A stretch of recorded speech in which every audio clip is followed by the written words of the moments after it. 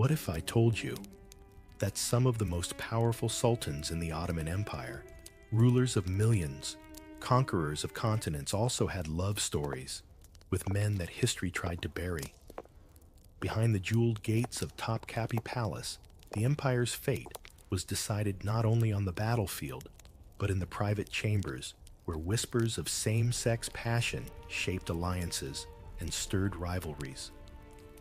Poets celebrated it in verses, artists hinted at it in miniature paintings, and palace insiders knew that a single glance from the Sultan could elevate a favorite to unimaginable power. Before we step inside this world of secret influence and forbidden desire, comment the time you're watching this. I love seeing when my viewers join the journey.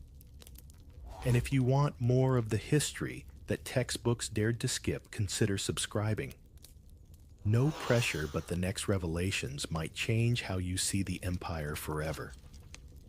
You move past the outer gardens of the Topkapi Palace, where the scent of roses hangs heavy in the warm air, and step into a quieter corridor where the sunlight no longer reaches.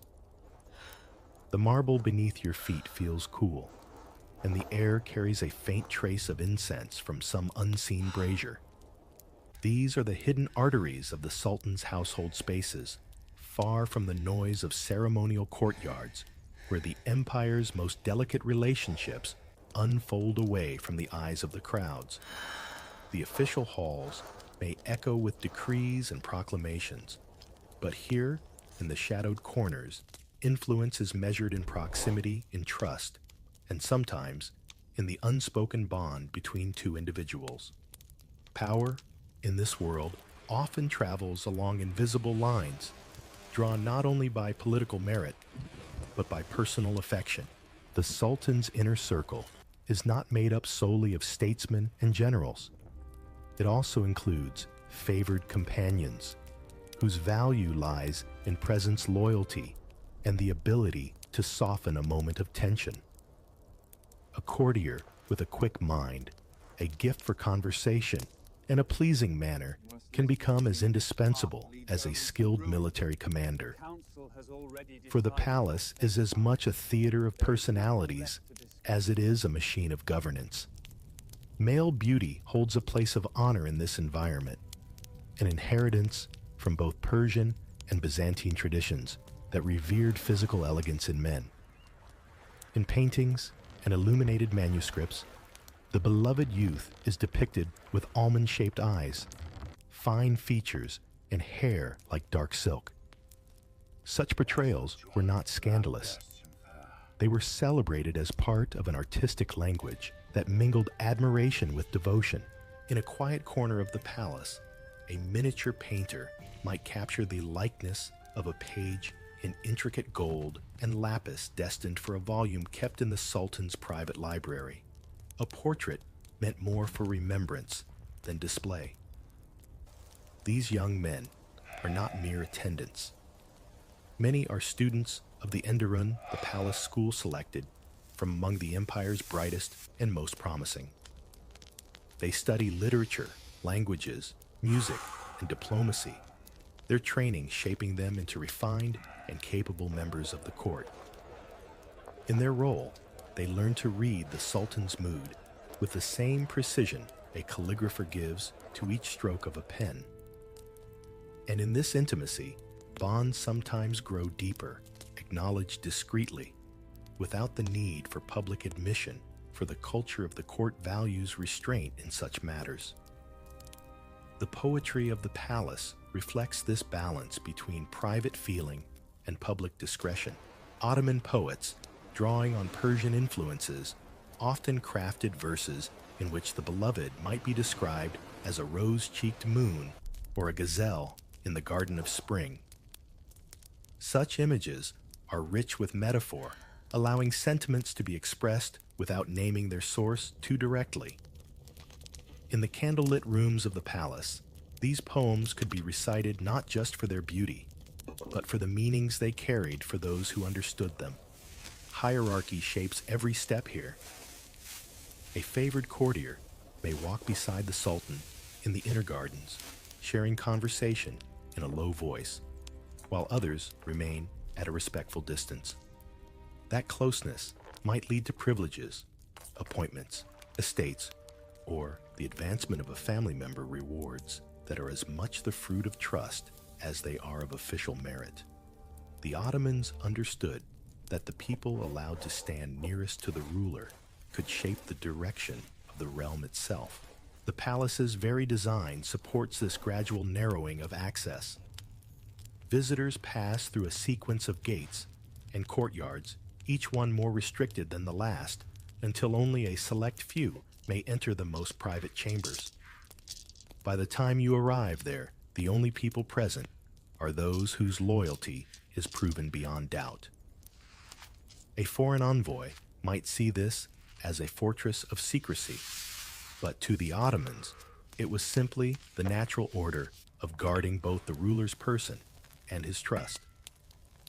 Sometimes the boundaries between service friendship and deeper attachment grow less defined. A page may rise to a senior court position, not solely for his skill in governance, but because of a bond formed in those unseen corridors. Was it favoritism? Perhaps, but in a court where alliances could mean survival.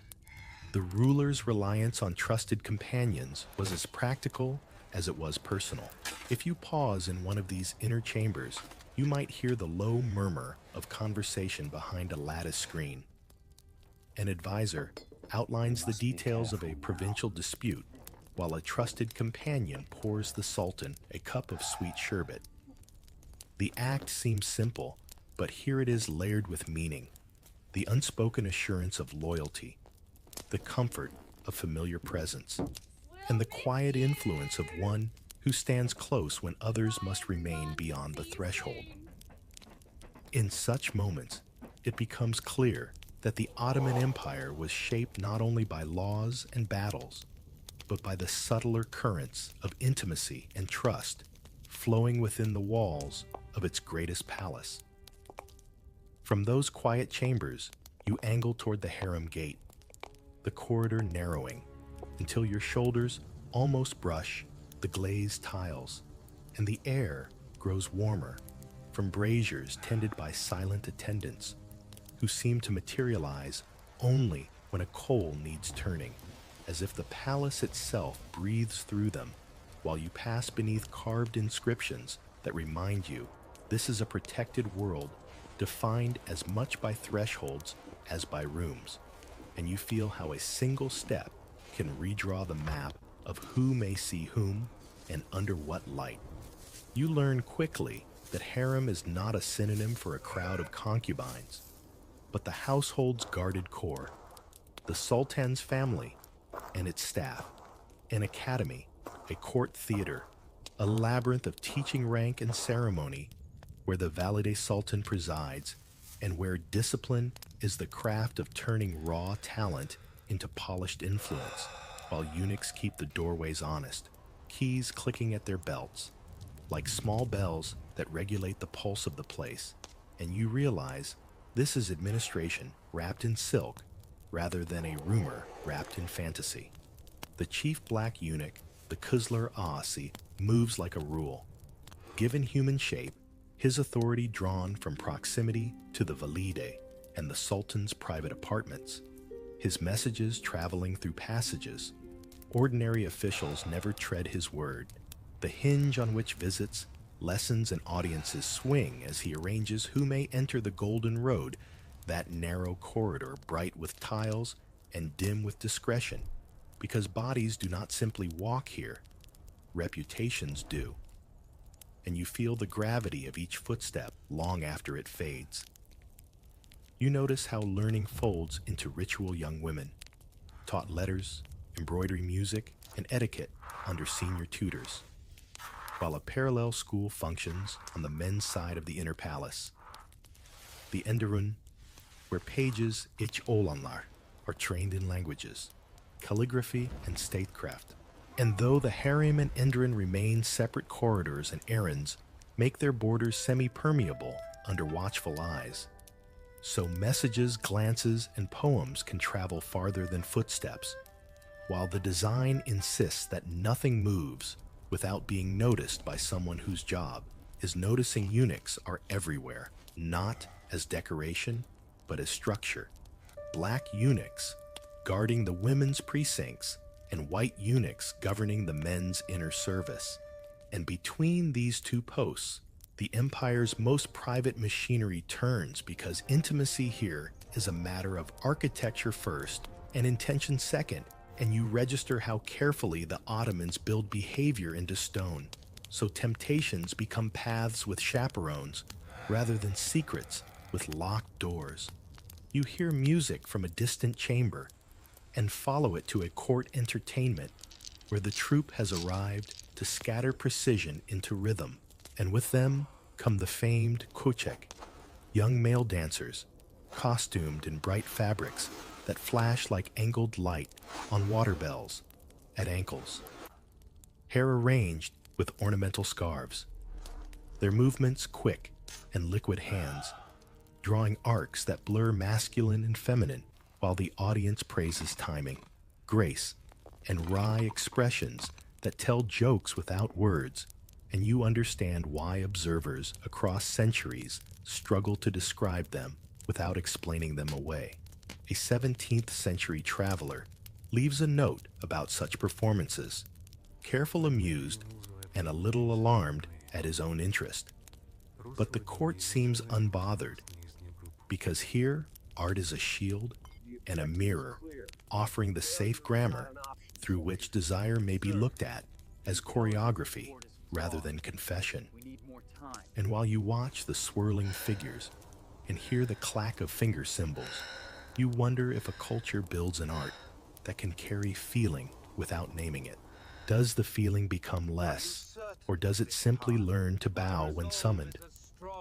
On a cushion at the edge of the room, a poet composes in a small notebook lines of a ghazal that praises a moon-cheeked youth and a rose-petaled smile, images familiar to the palace, ere the beloved unnamed, the gender unstated, the metaphors sufficient to map the heart for anyone who knows how to read gardens and nightingales. And someone nearby murmurs the verse back to test its cadence under the drumbeat, while an attendant passes sherbet that smells faintly of quince, and you can taste how sweetness measured carefully can anchor a room that might drift. You pass a doorway and catch the tail of a conversation between a senior concubine and a black eunuch about a lesson schedule, not a scandal, but logistics. Yet the timetable contains its own kind of intimacy, because it decides who will share a courtyard with whom and at what hour. And here timing is a moral argument made with sand and sun rather than decrees. For the system arranges both the opportunity and the witness, while insisting that reputation is a garment you put on before you leave your room and keep unwrinkled even when the hallway is crowded. Pages from the Enderun arrive with messages for the Valid Sultan's steward boys with immaculate posture, who carry themselves like new calligraphy, still drying but already legible. Each one balancing deference with a spark that hints at future office. And you see how wit, charm, and bearing become qualifications no less than penmanship or arithmetic, because this court prizes the art of easing a ruler's day as much as solving a ledger, and where a smile placed at the correct instant can move a decision the way a fingertip moves a bead on an abacus, without anyone claiming they saw a hand. It is whispered, not shouted, that affection finds its roots in close quarters, and that roots are supervised rather than abolished. So stories travel of a page favored for his poems, of a dancer recalled privately, of a gift exchanged under the pretext of a lesson. And the harem's regulators respond not with public theater, but with rearranged schedules, shifted patrols, and an extra set of eyes at a staircase, because the empire's private law prefers prevention to spectacle, and the goal is always to keep the household's face untroubled in daylight, even when night offers more complicated arithmetic. You pause by a lattice and look into a small garden where tutors walk pupils around a fountain, hear the splash of water over marble and the soft slap of slippers on wet stone, and you consider how a place designed to protect women also teaches the court to speak about longing with elaborate courtesy, while the men who guard it and the boys trained nearby become part of this vocabulary. Their roles defined, their movements counted, yet their presence, adding precisely the kind of tension that keeps poems lively and officials attentive.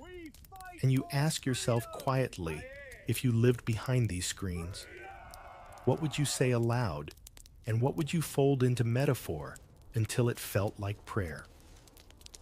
You drift from the inner screens into the city's breath, where street lanterns blur on polished cobbles, and the smell of roasting beans climbs the alleys like an invitation. And by the time you reach the quarter near the bazaar, a boy has already set a tiny cup before you, black and glossy. The room you enter is a kavahane, a coffee house with benches along the walls and braziers glowing like suns. Walls hung with calligraphy and the owner's prized loot. And you notice how quickly the space teaches its customs. Slippers slide. Voices lower cards, whisper across a back table, and news travels faster than steam. Because men come here to be seen hearing things without being seen saying them. People will tell you, Istanbul's first coffee houses opened in the mid-16th century, credited to two Syrians, Hakem of Aleppo and Shams of Damascus, who set their kettles in Tatakale, pouring a dark drink learned along the Yemen-Hejaz routes. And ever since then, the city pretends to quit coffee every few years when an order arrives to close the shops, only to find new kettles singing the next morning in a different doorway. You learn quickly that this is not merely a place to drink, but a stage for verse, because poetry is the Ottoman habit of thinking aloud, and the coffee house is its rehearsal room. So a clerk from the customs house clears his throat and recites a couplet by Baki about a rose-cheeked beloved and a moonlit night. And no one asks the beloved's name or gender, because the grammar of longing here prefers images over labels and lets the audience decide what blooms behind the metaphor. A meta. One of the city's storytellers takes the floor with a cane and a handkerchief, changing voices as easily as hats becoming a jealous merchant, a sly servant, a clever widow. And then with a raised eyebrow, a preening youth admired by half the market, and you catch the laughter that follows the last roll, because the room recognizes the type without needing anyone to draw a line under the joke. From the courtyard comes the patter of finger cymbals, and for a moment, a pair of kochek pass the doorway on their way to a patron's private celebration. Hymns flicking steps, bright with practiced insolence, and the coffee house leans toward the threshold as if a scent just crossed it, because grace is a magnet here, and the city keeps a separate ledger for charm that does not consult the tax office. At another table, an ashik tunes his saz and threads a fresh couplet onto an old melody, the words circling a sweet-faced cypress whose walk is light as dawn. And someone tests whether the cypress is a boy in a porter's cap or a girl behind a lattice, and the singer smiles because the song is designed to hold both, teaching the room how to place a feeling first and an identity only if necessary. You notice small codes blooming like embroidery at the cuff. A glance held one heartbeat longer than courtesy allows a compliment that chooses the eyes instead of the handwriting. A new caller nodded just so, and you catch yourself asking if you needed to confess an affection to the only person who must hear it, and to no one else. What object would you choose as your messenger? A sprig of basil slipped into a cup, a hyacinth drawn on the inside of a notebook, a line of ink arranged to rhyme with a private name. Janissaries drift in toward evening boots, scuffed from drill coin purses tapping their hips, and the owner meets them halfway. And in the back corner, they speak from the side of the mouth about barracks, errands, and promotions. While keeping one ear on the loot, their presence a reminder that discipline and pleasure drink from the same kettle in this city. Every few rulers, an order stamps down close, the coffee houses sweep out the hookahs, send the benches to storage because governors fear that a room full of ears can grow a tongue. And you hear the name of Murad IV spoken softly, the sultan who forbade coffee and tobacco and prowled the streets by night. But the habit of gathering is stronger than the ink of any decree, and before long cups return passed through side doors, served on boats poured behind shutters that open just wide enough for a wrist. You keep your voice low when you ask about reputation, and someone shrugs, saying a name is a parasol. It keeps you shaded if you hold it steady, and it turns inside out in a high wind. So regulars mind the rhythm of their visits, sit where they always sit, pay before the kettle boils over, and let compliments travel the long route through poetry, rather than the short street of proclamation late, when the brazier's coals go to velvet, and the last ash twists like a ghost over the tray. The talk thins into murmurs about tomorrow's market prices and a fair in Üsküdar, and whether the Metaspoon was old or only pretending to be old. And as you step outside, a night wind from the Golden Horn lifts the street lamps and sets them shivering on the water, your sleeve bright with the scent of coffee that clings like a bookmark you forget to remove. The last tremor of the coffeehouse loot trails you into Galata's dawn, and the coded glances you learned over tiny cups do not vanish at the barracks gate. They tighten their belts and march beside you, ready for the plain truth. Homosexuality lives here too. So how does the Janissary Corps discipline desire between men without tearing itself apart?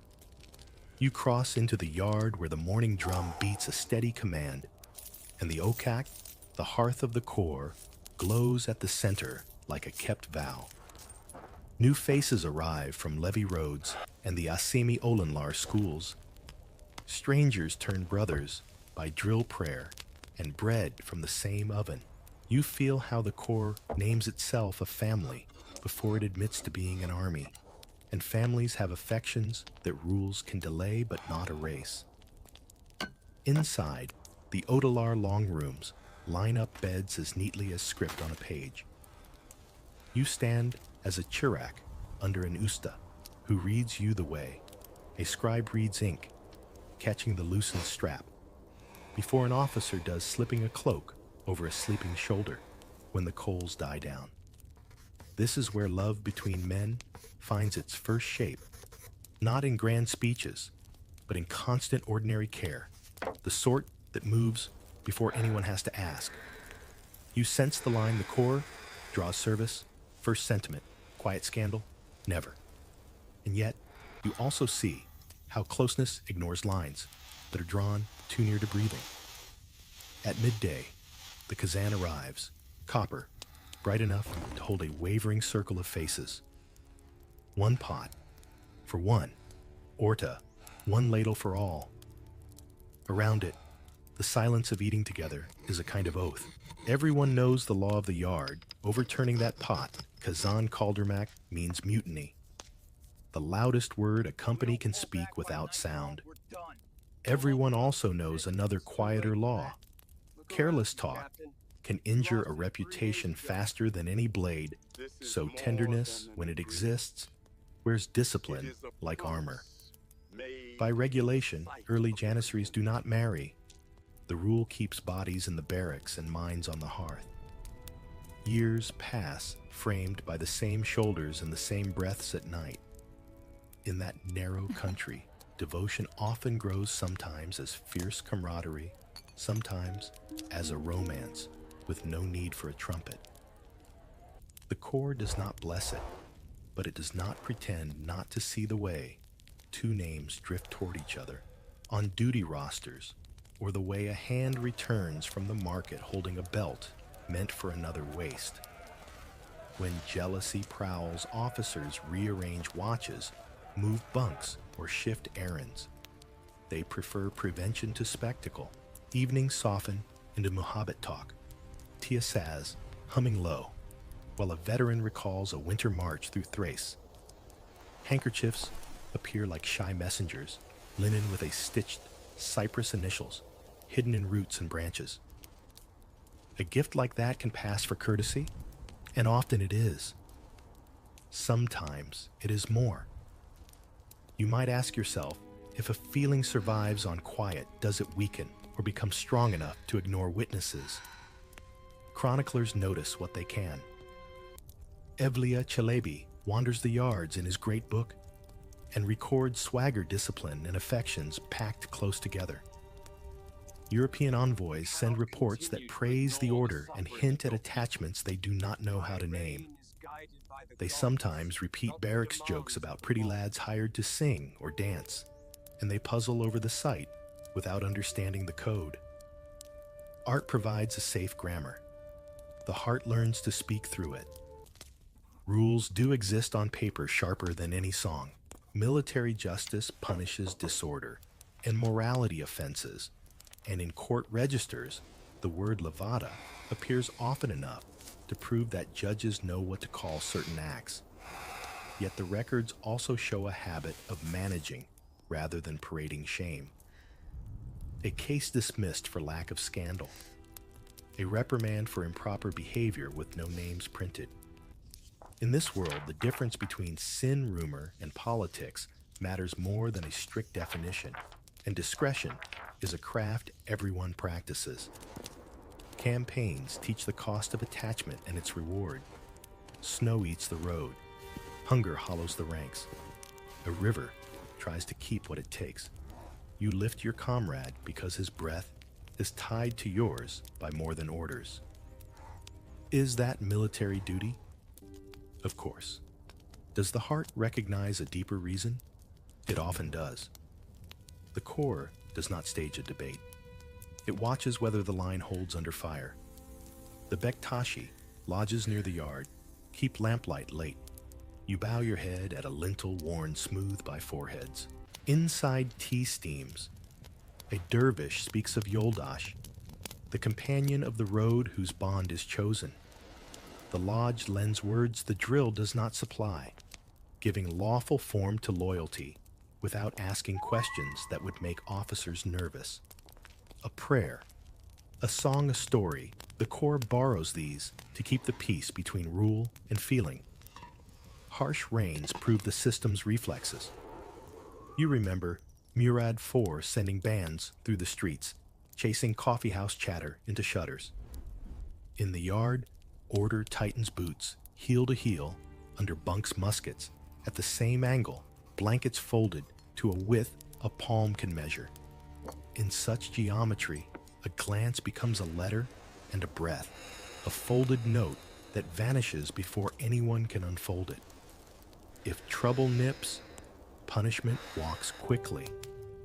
The Corps would rather cut a thread than let it tangle the line.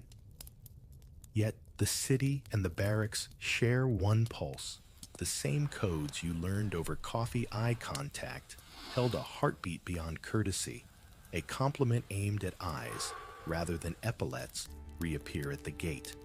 The clerk who writes the pay ledger keeps his pen impartial, but even he notices when two names fall near each other, too often to be chance. He does not comment. Paper has its own discretion. Night draws a straight line down the corridor. The watchman's staff taps in a rhythm you could follow with your eyes closed.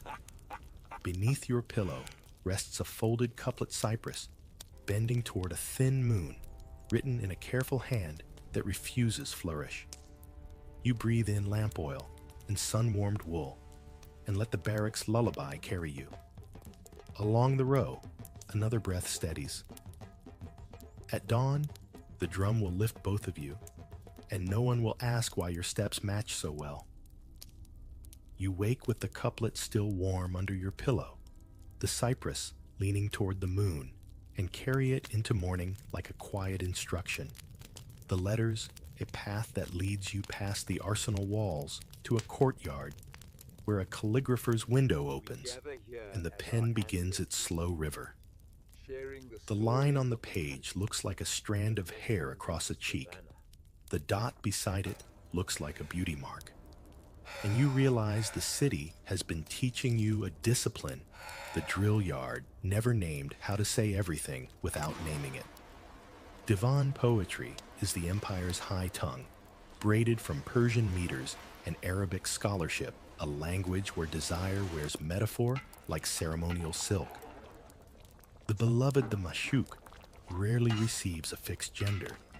To pin a label would thin the poem's power to mean more than one thing at once. So you learn the classic mazmun, the storehouse of images cheeks as roses, lips like pomegranate seeds, lashes that cast prisons of shade, hair falling in zuluf dark curls that snare the moth of a heart, a single beauty mark hall, promoted to a sovereign that rules the face as if a dot of ink could govern an empire.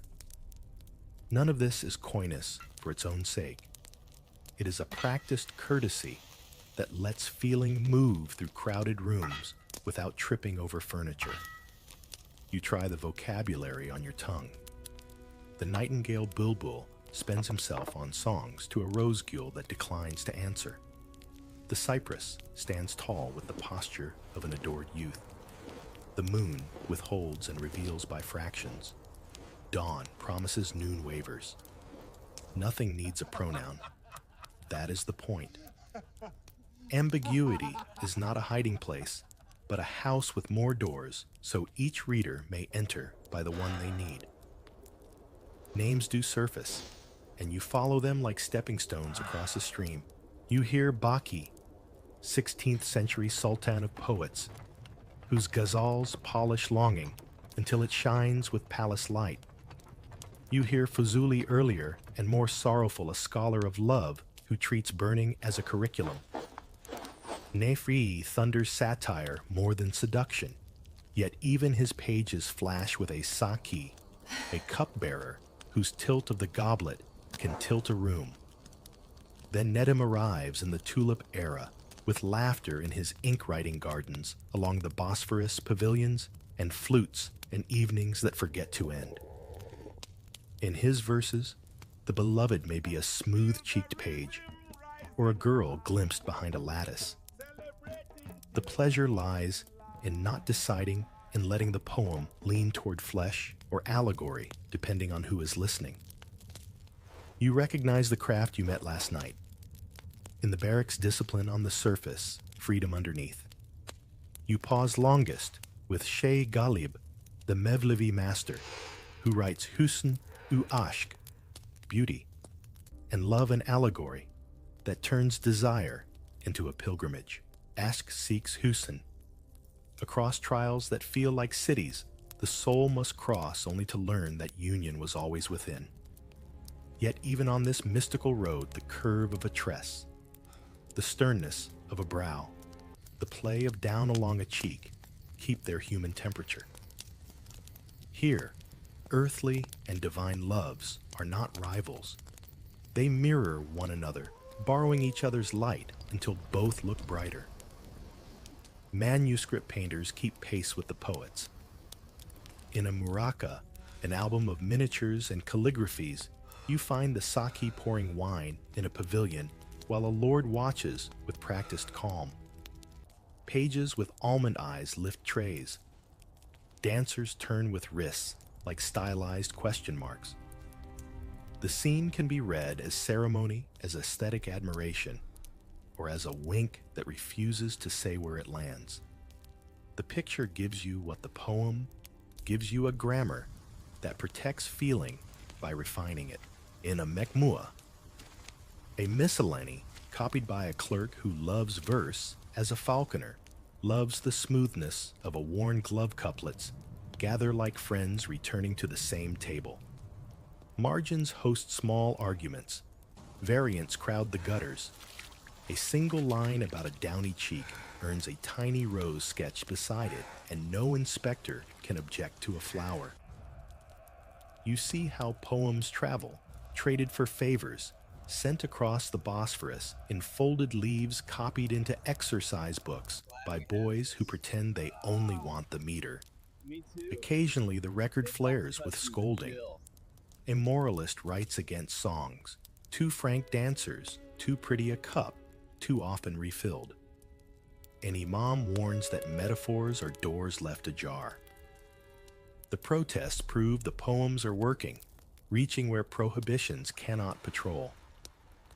In the coffee house, the meta switches voices and briefly becomes a love-struck youth. Laughter rounds the room. No complaint reaches a judge. Art holds the heat and turns it into lamplight. You test yourself with a small confession, dressed as a riddle. Which messenger would you choose if only one person must truly read it? A hyacinth pressed into a book, a line about the moon, jealous of a candle, or a couplet that claims your brow is an archer's bow, and my heart its willing target. Old conceits, yes, but they land when shot well, and no clerk can indict a metaphor without admitting he understood it first. Critics will keep asking whether these poems are really about men, about women, or about God. You learn to answer with the poet's shrug and the scribe's smile. The poem is about love. The beloved takes the shape the reader brings to the page. Within Ottoman letters, such generosity is not evasion. It is a deliberate hospitality that lets secret and sanctity walk the same road without quarreling. By noon, the calligrapher lays down his pen, and the ink dries to a dark sheen. You fold last night's couplet cypress and moon back into your sleeve and step into a breeze from the golden horn that lifts the leaves of unseen books. Somewhere, a lute begins a fresh prelude, and you hear the city reciting its quiet lesson: speak less and speak so well that you mean more. You carry the day's first breeze from the golden horn into a Galata bookshop, where bindings breathe the dust of two languages at once, and the owner sets a trunk on the counter with a grin that means rumor and profit have just shaken hands. Outslide travel journals stitched in rough thread letters, copied by patient clerks, and a handful of engravings that smell faintly of lampblack and seawater. You turn a page and meet your first foreign pair of eyes, eager scandal ready, and already certain they understand what they have not yet learned how to name. Ogier Ghiselin de Bousbec looks up at you from the 16th century with tulip bulbs in his pocket and surprise in his ink. He praises the order of the court and the sharpness of the stables, then stumbles when the palace's aesthetics ask him to admire beardless youths, pages as polished as jade, and dancers whose steps glide between masculine and feminine with a grace borrowed from Mercury. He writes what he can, guesses what he can't, and lets the rest hang in the air like smoke. And you feel how a sentence can tighten when the hand that writes it thinks holiness must always wear a single face. Jean-Baptiste Tavernier arrives a century later with a jeweler's eye and a trader's appetite. He has stories in his satchel, some purchased, some earned, some merely overheard through a screen.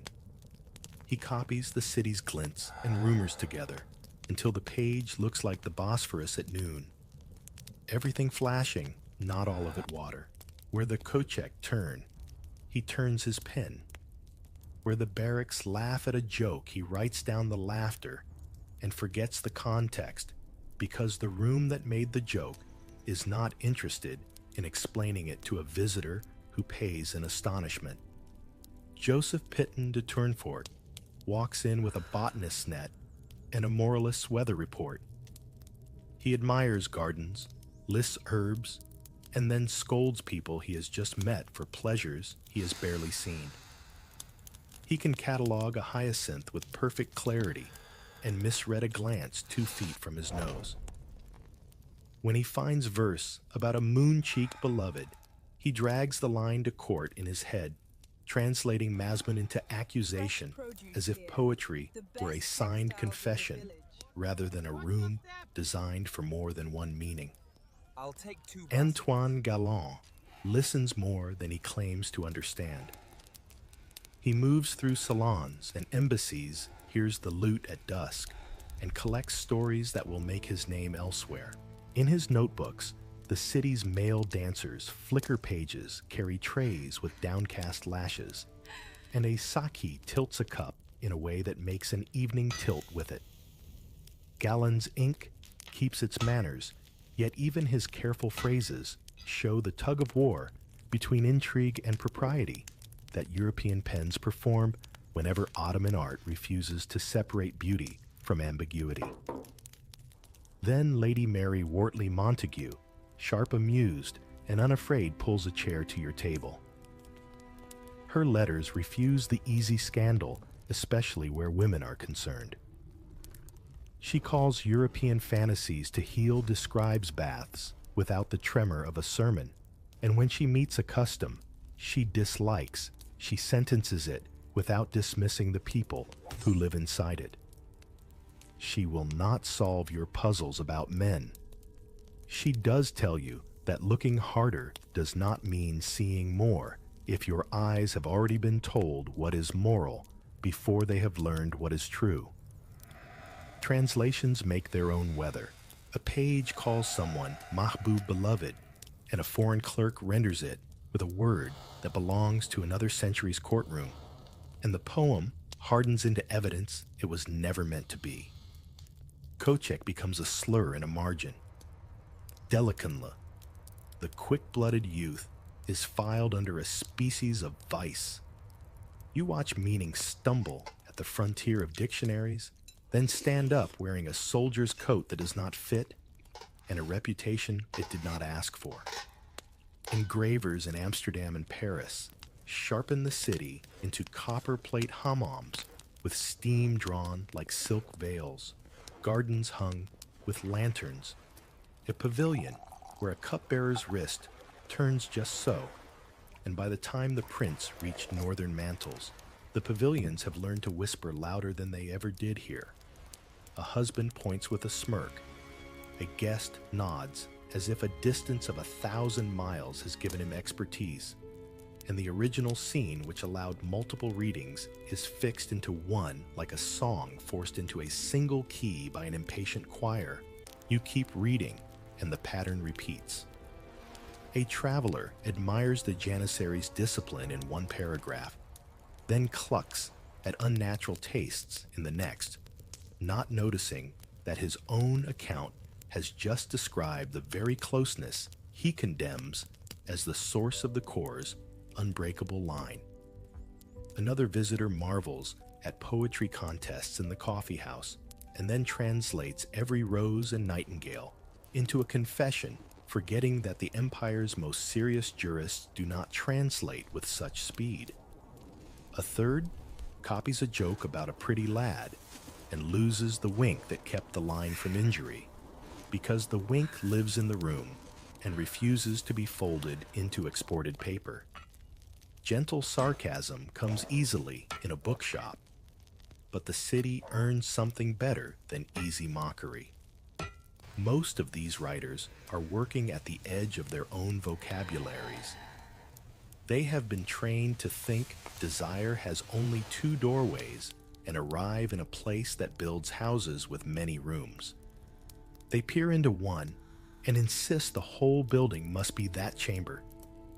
You grant them witnesses' rights. You do not grant them final judgment. Every so often, you find a page that almost gets it. A note that admits ambiguity is not a trick, but a courtesy. A line that concedes the difference between what a judge must forbid, what a poet may praise, and what a household will tolerate if reputation holds. That is as close as you will get to a foreign sentence standing on Istanbul's exact ground without wobbling. The shop grows warm. The owner props open the door with a stack of pamphlets. The harbor wind taps the bells of Galata's masts. You close a journal and feel the city's older language tug at your sleeve. Again, reputation, discretion, architecture schedule the careful distance between a glance and a scandal. Your fingers stray to a thin codex on the counter. Its cover plain, its pages edged with the neatness of scribes who copy rulings for people who cannot afford to misunderstand them. And the sound the book makes when you lift it is the sound of a threshold shifting underfoot. The codex in your hands smells faintly of ink leather and the kind of caution that grows in a world where love between men can flourish in a poem yet be punished in a courtroom. In the Ottoman Empire, homosexuality could be celebrated in verse on Tuesday and prosecuted in court on Wednesday. How did anyone live between those two truths without being crushed? You open to a page where the scribe's reed pen has shaped each line like a row of soldiers. Margins ruled with the care of someone who knows the cost of a missing word. This is not poetry. It is law, kanun, the Sultan's edicts standing beside Shariat Islamic jurisprudence. Together, they draw the lines, and sometimes those lines meet. And sometimes they leave gaps wide enough for a life to slip through. In the Hanafi school of law, dominant in the empire, sexual acts between men, liwat, are prohibited, carrying potential penalties from flogging to death, depending on circumstance proof and the mood of the judge. Yet the practical record is more varied than the strict theory. Punishment often depends on status discretion and whether a scandal has already made the gossip rounds. A court in Aleppo might hand down lashes. A court in Istanbul might dismiss for lack of evidence if the accused is an influential sipahi. The law says one thing, but the judge listens for another, the volume of the rumor. The registers show patterns. Many cases collapse into fines or banishment. The most severe penalties are rare, reserved for moments when politics demands severity. The empire's pragmatism shows here. A corps cannot function if half its men are in chains. A court cannot sit if every poet is hauled before it. A market cannot run if every coffee house is emptied of its musicians. Instead, enforcement often becomes a matter of managing public image. As long as an affair remains private and no insult to a family's honor spills into the street, the machinery of punishment may not turn at all. You trace your finger to a ruling that names not only the act, but the location, a hammam in Bursa, where the accused were caught in an indecent state. The penalty: expulsion from the guild and a fine. No jail, no lash. The point was to make the case visible enough to warn others, but not to ruin men who might still be useful in their trades. Another page notes indecent songs sung at a wedding. The singer is fined, the family warned, and the record closes without further action. Imperial decrees occasionally thunder against corruption of youth, especially in port cities where foreign sailors, Kochek dancers, and seasonal workers mix. The sultans most concerned with moral order, Murad IV, again, or later Mahmud II, frame such acts as threats to military readiness and social stability, not merely personal sin. But even these moments of strictness have their limits. They tend to fade when the court's attention turns to war, succession, or revenue. The duality seeps into language. Words like muhabbat, Affection, sadakat, loyalty, and dost friend can be stretched to cover deep attachment without inviting legal danger. Even in testimonies, people choose words that hint without indicting they were together after dark, instead of naming the act.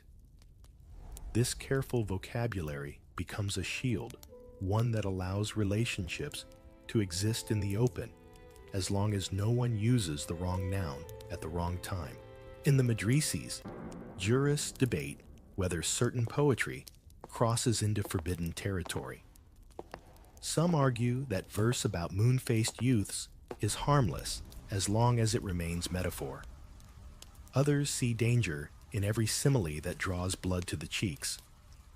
A legal opinion from Damascus notes that a man's guilt cannot be assumed from the softness of his words or the beauty of his companions. There must be proof. That proof in Ottoman courts is rarely found without confession or multiple credible witnesses. You think of the coffee houses and the janissary yard spaces, where bonds between men are visible but coded, affectionate but disciplined. The law seems designed to keep such worlds in a state of tension, always close to the edge, but rarely forced into the fall. It is less a sword poised over the neck than a shadow that lengthens or shortens, depending on the season, the politics, and the temperament of the judge. Yet there are moments when the shadow falls hard. A case in the 17th century names a palace page and a high-ranking official. The charge is clear, the witnesses many, the scandal impossible to ignore.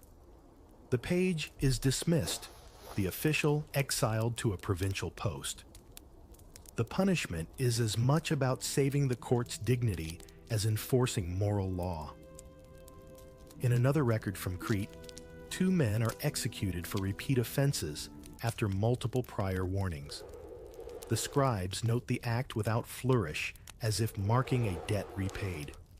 This selective severity shapes behavior. Men who live in these margins learn to master discretion, to cultivate plausible deniability, to use the accepted codes of poetry, music, and patronage as both expression and camouflage. The law is a map. They learn where the ink is thin. As you close the codex, you realize that survival here depends on reading 2 texts at once, the official one where rules are unyielding, and the unofficial one where human relationships negotiate with those rules every day. Between them is the space where lives unfold, not always safely, but often enough to leave a record in verse and rumor, and in the careful way people look at each other across a crowded room. You close the codex and find you are still reading. Only now the text is written on roads, ferries, and mountain paths, a script of customs and hints that continues where statutes stop. You test what you've learned in the capital against places where the empire loosens its belt by a notch, and the first line you follow is a salt-sweet one out across the water, to a port that calls itself Izmir in one ear and Smyrna in the other. The docks speak in tiers of cargo and languages. Greek boatmen sing rough couplets. Armenian factors argue decimal softly. A Jewish broker switches from Turkish to Ladino and back again without spilling a figure. Ottoman soldiers lean on muskets and watch the tide pretend to set schedules. When evening lowers its shoulders, the coffee houses along the quay fill with sailors who swear they will leave at dawn and storytellers who never do. A troop of Kochek sweeps in with bells at the ankles, and an old tailor claps along not because he is careless, but because the steps remind him of a youth. He once trained a boy who could cut a sleeve so true the cloth obeyed him like water. You recognize the code you learned in Istanbul. Admiration that lands where it lands, protected by the grammar of art. The Qada's court here knows how to count scandal. A fisherman and a porter are fined for improper conduct in a bathhouse, the kind of formula that tightens the room without listing the furniture. They keep their livelihoods. The guildmaster offers a warning that sounds like a proverb. the record closes. In another line, a bride's family complains of a singer whose songs at the wedding were too vivid, and the penalty is a small coin and a promise to repeat nothing but lullabies for a month. You see how law travels with a provincial accent, precise when it must be patient, when it can be attentive to reputations as much as to rules. North, and a turn brings you to Salonic, Thessaloniki, where minarets and church towers count the same hours with different wrists. In the market, a Jewish apprentice hums a romance he learned from his uncle, a song that praises a smooth-cheeked light and keeps the verb carefully unspecific. A Greek barber raises an eyebrow as if to ask whose face that light belongs to today, and the boy smiles with the serenity of someone who has read enough poems to know that answers can waste a good line. At the bath, steam blurs the boundary between gossip and mist. A guild elder raps a cane once on the tile to remind everyone that friendship is a blessing and foolishness a bill, and the slosh of water returns to its regular paragraph. Caravans pull you east to Aleppo, whose khans close around their courtyards like stout books. Here, the pages are merchants, and the ink is cardamom leather and sweat. At dusk, men settle on mats beneath wooden galleries, while an ashik tunes his saz and threads an old melody with a new couplet about a cupbearer whose hand pours more than drink. The muhtasib, the market inspector, passes under the arches. A brazier brightens in respect, and the song does not need to edit itself, because metaphor is already doing the work. A judge's clerk copies the week's cases. By lantern, a brawl over a debt, a complaint about a perfumer who diluted his musk, a caution about indecent behavior, dismissed for lack of witnesses. You watch discretion do its quiet arithmetic again, a balance sheet that counts both sin and utility, both rumor and bread. South, and the air warms toward Damascus, where lanes run like cool threads between gardens. In a Mevlevi lodge, a dervish spins until the floor seems to rise to meet him a lesson in how a body can become its own circle. After the ceremony, tea and talk turn to loyalty, dostluk, and a retired janissary. Now a watchman describes a comrade from years back in the language of endurance, rather than desire. You hear what the words make room for and what they politely step around. The lodge does not police his phrasing. It leaves him the width he needs to stay whole. Back to the Aegean interior, the hills carry you into towns where Zebek, rough-booted fighters with pistols at their waistcloths and pride like a knife dance in a semicircle at weddings, chests, lifted hands out steps, measured as if the earth itself were a drum. Their code is older than the phrasing of edicts stand for your companion. Keep your word, protect the guest.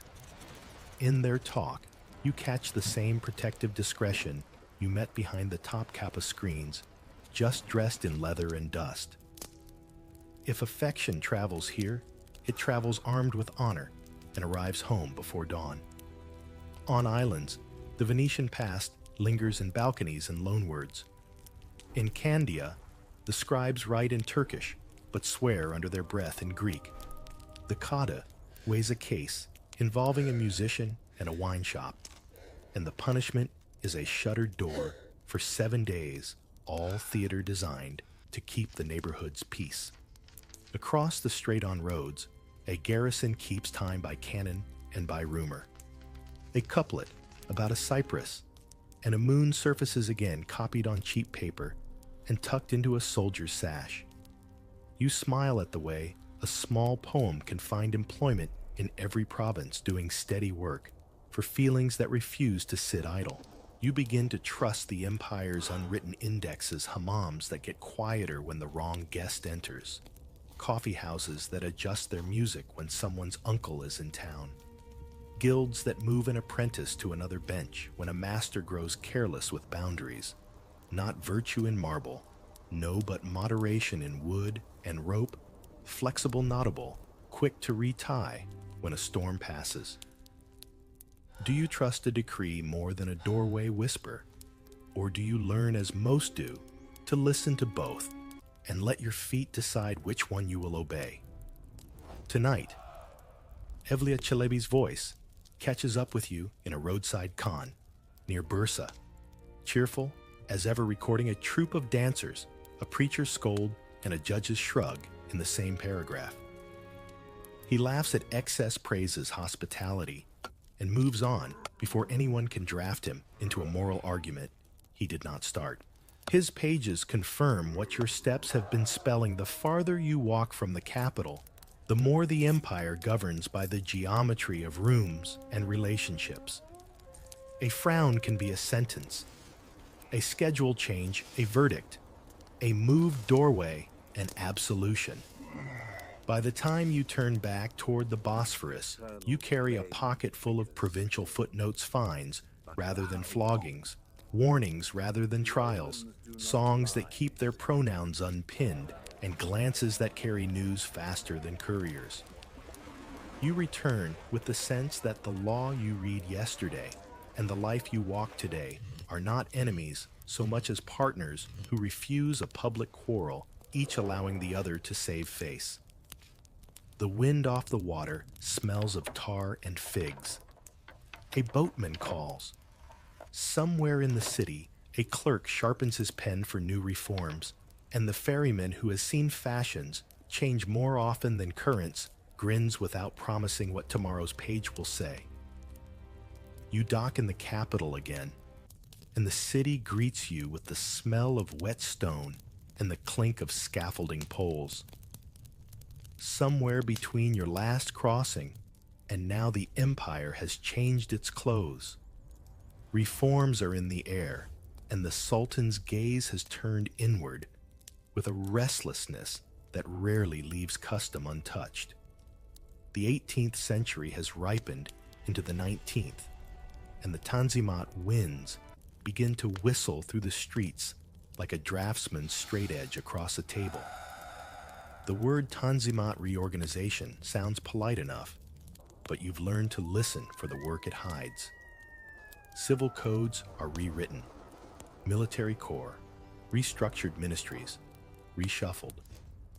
Where once reputation could be mended with a closed door and a quiet month, the new laws print expectations in a typeface big enough for foreign embassies to read. French advisors and translated penal codes arrive in the same trunks.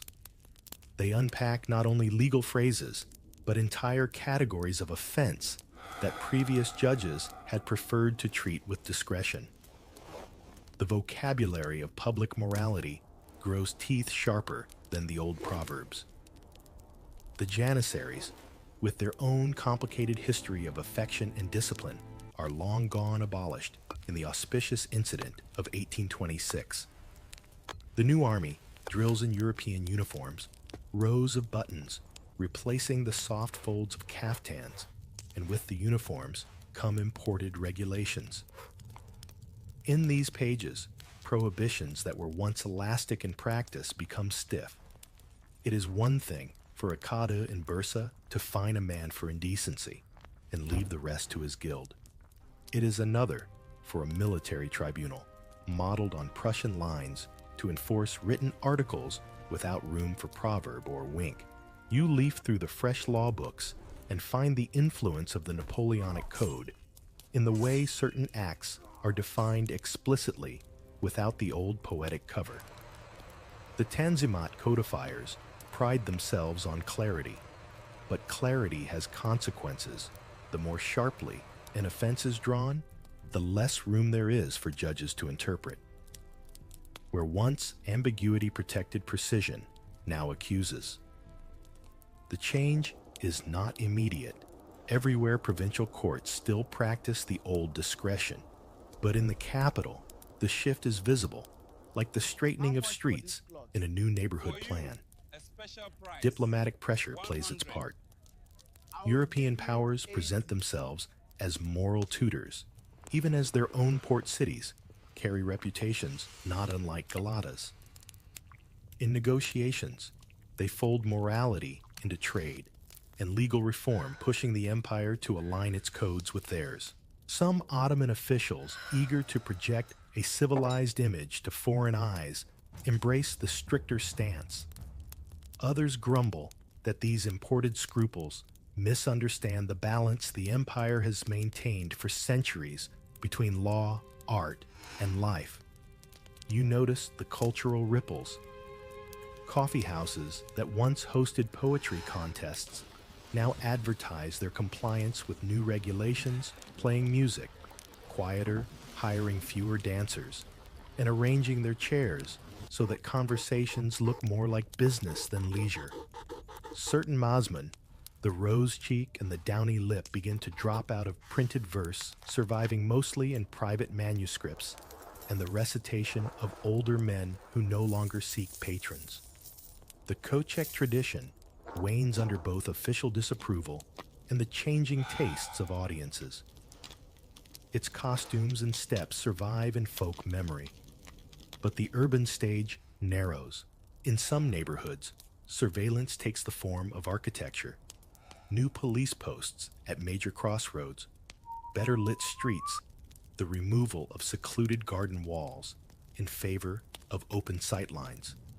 The city that once offered countless alcoves for a private word or an exchanged glance becomes in certain districts an arrangement of straight streets and watched corners. Privacy has to be sought more carefully in smaller courtyards and rooms above shops where the shutters stay angled. And yet, as you've seen before, the empire's social fabric does not unravel on command. Affection adapts. In literature, the beloved reappears under safer guises: an idealized friend, a childhood companion, a fellow student in exile. Theater companies smuggle the old Mazmun into historical plays, setting their longing in bygone eras so that censors can be persuaded it's just history. In music, certain songs are introduced with a knowing nod that lets the audience decide which lyrics they will hear plainly and which they will drape in their own understanding. Court records from the mid-19th century still reveal leniency in many cases, especially outside the capital. A Cadi in Konya dismisses a charge for immoral conduct when the accuser cannot produce witnesses.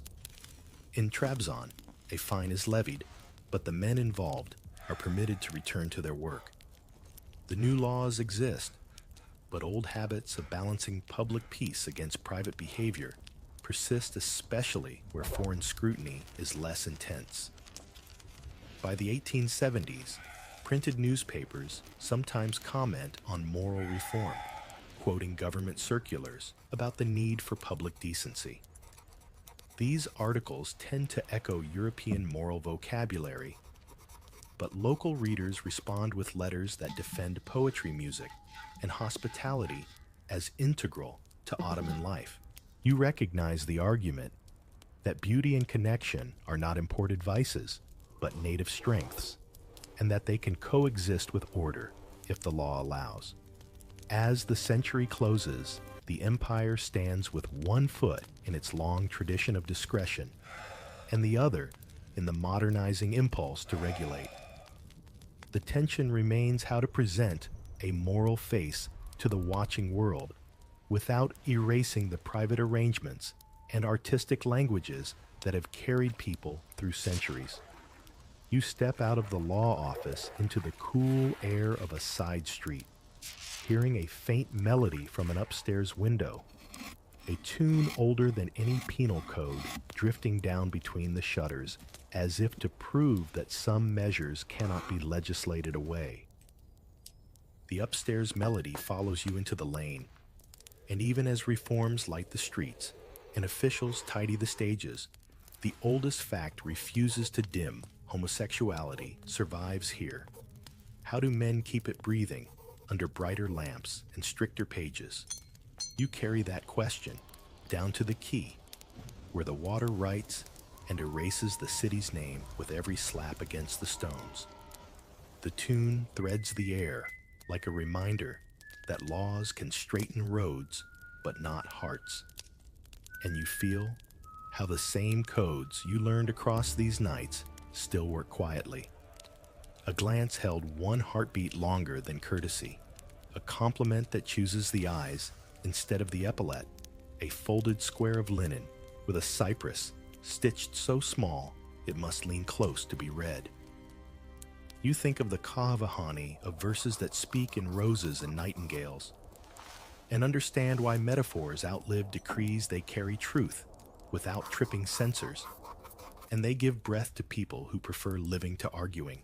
On a ferry bench, you sort the voices that have walked beside you. The poets arrive first, not with trumpets, but with patient keys. Baki's, Polish, Nedim's laughter, along the Bosphorus, Shey Ghalib's pilgrimage, where desire learns its own map. They never asked you to choose a single door. They built a house with many rooms and left them all cracked open. The barracks follows Boots quiet, reminding you how discipline can hold affection without naming it, how a hand that tightens a strap may mean more than any oath sworn aloud.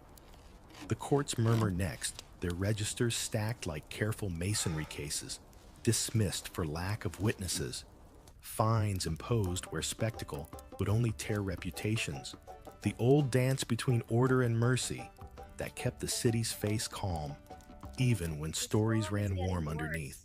From the roads, you hear the provinces answer Smyrna's key with its mixed tongues, Thessaloniki's barbershop hum, Aleppo's Khan, where an Ashik threads a new couplet into an old melody, and the Muhtasi pretends not to hear what needs no hearing. Each place tuned the same scale a little differently, proof that the empire governed not only with codes, but with room schedules and the exact length of a frown. You learn to read doorways the way a jurist reads margins, who may pass when and under which light. Then the century turns its page with a hard crease. The janissaries are gone. The Tanzimat pen writes sharply. Foreign eyes press for clarity that forgets why ambiguity was kind. Coffee houses trim their music. Masmen retreat to private manuscripts. The Kochek fade from fashionable stages. Surveillance moves into architecture, brighter lamps, straighter streets, corners that prefer to be seen. Yet even then, you notice endurance, changing its shape rather than its purpose. A song introduces its own alibi from an older time. A play sets longing in a distant era and lets audiences do the rest. A judge in a provincial town asks for witnesses, and hearing none lets a case dissolve as neatly as steam.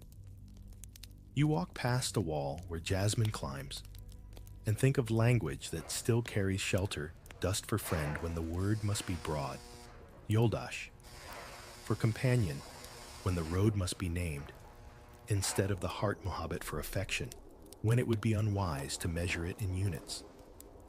Aren't these the same soft tools you held in the palace, the barracks, the bath, the bookshop? When a culture teaches you how to speak around danger without abandoning truth, is that evasion? Or is it craft learned for survival? The melody swings you back to art. In a mekmua, someone kept you. Find a familiar couplet moon, leaning toward a cypress, copied 300 miles from the place you first saw it, its ink gone brown, its curve unchanged. In a miniature album, the cupbearer's wrist still turns just so, and the light on his sleeve still asks the old gentle question without forcing an answer.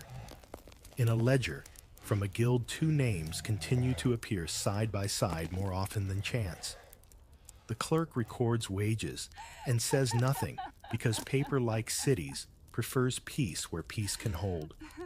You think of enforcement again and realize the secret you have been learning slowly as night settles. Even when law speaks, life often negotiates. Even when speech is watched, meaning finds detours. The Empire's story of men who loved men is not a straight tale of silence or a full shout of freedom. It is the steady labor of living between texts, poetry, and statute rumor, and schedule without letting either crush the other. Doesn't every society draw this map in its own hand, whether it admits it or not? A breeze from the Golden Horn lifts the corners of a street poster and brings you a smell that has followed you since the first page: coffee and lamp oil, the twin perfumes of gathering and secrecy. You catch in the half-light a detail easy to miss: a shopkeeper angling his chair to give two customers a pocket of privacy. A watchman's staff tapping twice instead of once before he climbs the next stair. A musician pausing just long enough for a line to land without words. Small things, but then small things were always the Empire's best engineers. You pass a gate you've passed before and smile at the memory of Murad IV prowling through your chapters, chasing chatter into shutters. Even his night could not outlast the stubborn habit of people to find one another. If that was true, then when cauldrons could signal mutiny and couplets could travel farther than couriers, how could it not be true now, when songs and stories still move faster than rules? The ferry bumps the dock. You step ashore with the quiet certainty that history did not erase these lives. It wrote them in a hand that prefers shade to glare, detail to declaration. If you carry anything from this walk, let it be the grammar you've learned: architecture as etiquette, discretion as kindness, metaphor as shelter. You know now why the cypress keeps leaning, and the moon keeps answering why the nightingale insists on his single subject century after century. They were never decorations. They were signals, steady and patient for anyone willing to listen closely. You climb toward your door. Somewhere a drum counts a familiar measure. Somewhere else laughter tips out of a tavern like light. You set the latch and let the melody finish its loop through the room. It leaves the way it entered on its feet, sure of its root, carrying a truth older than any code that love, even when it walks softly, still crosses a city. You fold the last couplet cypress and moon into your sleeve and lie down, and the city, pleased with your reading, dims the lamps and lets you keep the tune. While the hidden romances of Ottoman sultans reveal a side of power rarely acknowledged, they were only one thread in the intricate tapestry of palace life. For every whispered affair in the sultan's private chambers, there was another world behind locked doors: the harem. Here, hundreds of women lived under strict rules, political intrigue and constant competition for the ruler's attention. Their days were a delicate dance between luxury and captivity, ambition and survival. To truly understand the empire's heart, we must step inside those gilded walls and follow a single concubine through an ordinary yet extraordinary day. The first thing you feel isn't the light, it's the sound. A small, deliberate rustle in the dark, like silk brushing over silk, wakes you before the muezzin's call ever dares to rise over the city. The harem's pre-dawn hush is thick, broken only by the soft sigh of someone turning in her narrow bed and the faint chime of a bangle against wood. Your eyes blink open to the dim outline of latticed windows, and for a moment you forget where you are. Doesn't look like it. Then you remember, no. You know, you are here in the Sultan's inner world, where hundreds of women rise and sleep within a single breath's reach of power. The air smells faintly of last night's rosewater and the ghost of incense that clung to the corridors long after the lamps went out. You lie there a heartbeat longer, pretending to be asleep. It's safer that way. Somewhere to your left, a rival is already awake, likely counting the seconds until she can claim the best basin in the morning wash. She shifts with the deliberate grace of someone who knows she's being watched even here. The harem is always watching. Do you ever think about how exhausting it must be to live in a place where every glance is an assessment, every pause, a calculation? This is one of those moments where breathing too loudly feels like giving something away. A thin thread of light starts to filter in through the mashrabiyah screens. Not the golden burst of daybreak, but a prelude, the sort of dim glow sailors might call the false dawn. You roll onto your side, your blanket slipping just enough for the cool air to sneak in. The cotton is coarse against your cheek, nothing like the silk you wear in the daytime, and yet it is familiar grounding. This is the part of the morning no one tells the poets about: the cold floors, the stiff joints, the unromantic shuffle of bare feet toward the day's first duty. A distant splash echoes from the baths, and you picture the older concubines already seated in the steam-trading whispers like coins. You're not there yet. There is an order to things, a rhythm learned through observation, and the occasional painful misstep. Take, for example, the story of Aishi, who last year decided to skip the morning bath to save time for extra hair braiding. She earned herself a month of chilly stares from the bath mistress, and worse, a subtle exclusion from the Valid Sultan's casual greetings. A simple miscalculation in this place can echo longer than a drumbeat at court. You swing your legs over the side of the low bed toes, curling against the chill of the tile. It's funny, people outside imagine the harem as endless lounging on cushions. But those cushions are for later, after the work of being beautiful and ready is done. Right now, your world is about getting from the sleeping chamber to the baths without stepping on someone's elaborately arranged slippers, or worse, her pride. A quick glance around tells you half the room is still wrapped in blankets. Faces turned toward the wall, hoping to steal a few more moments of rest before the day becomes too loud to bear. From the corridor, you hear the faint thud of a wooden pestle in a mortar.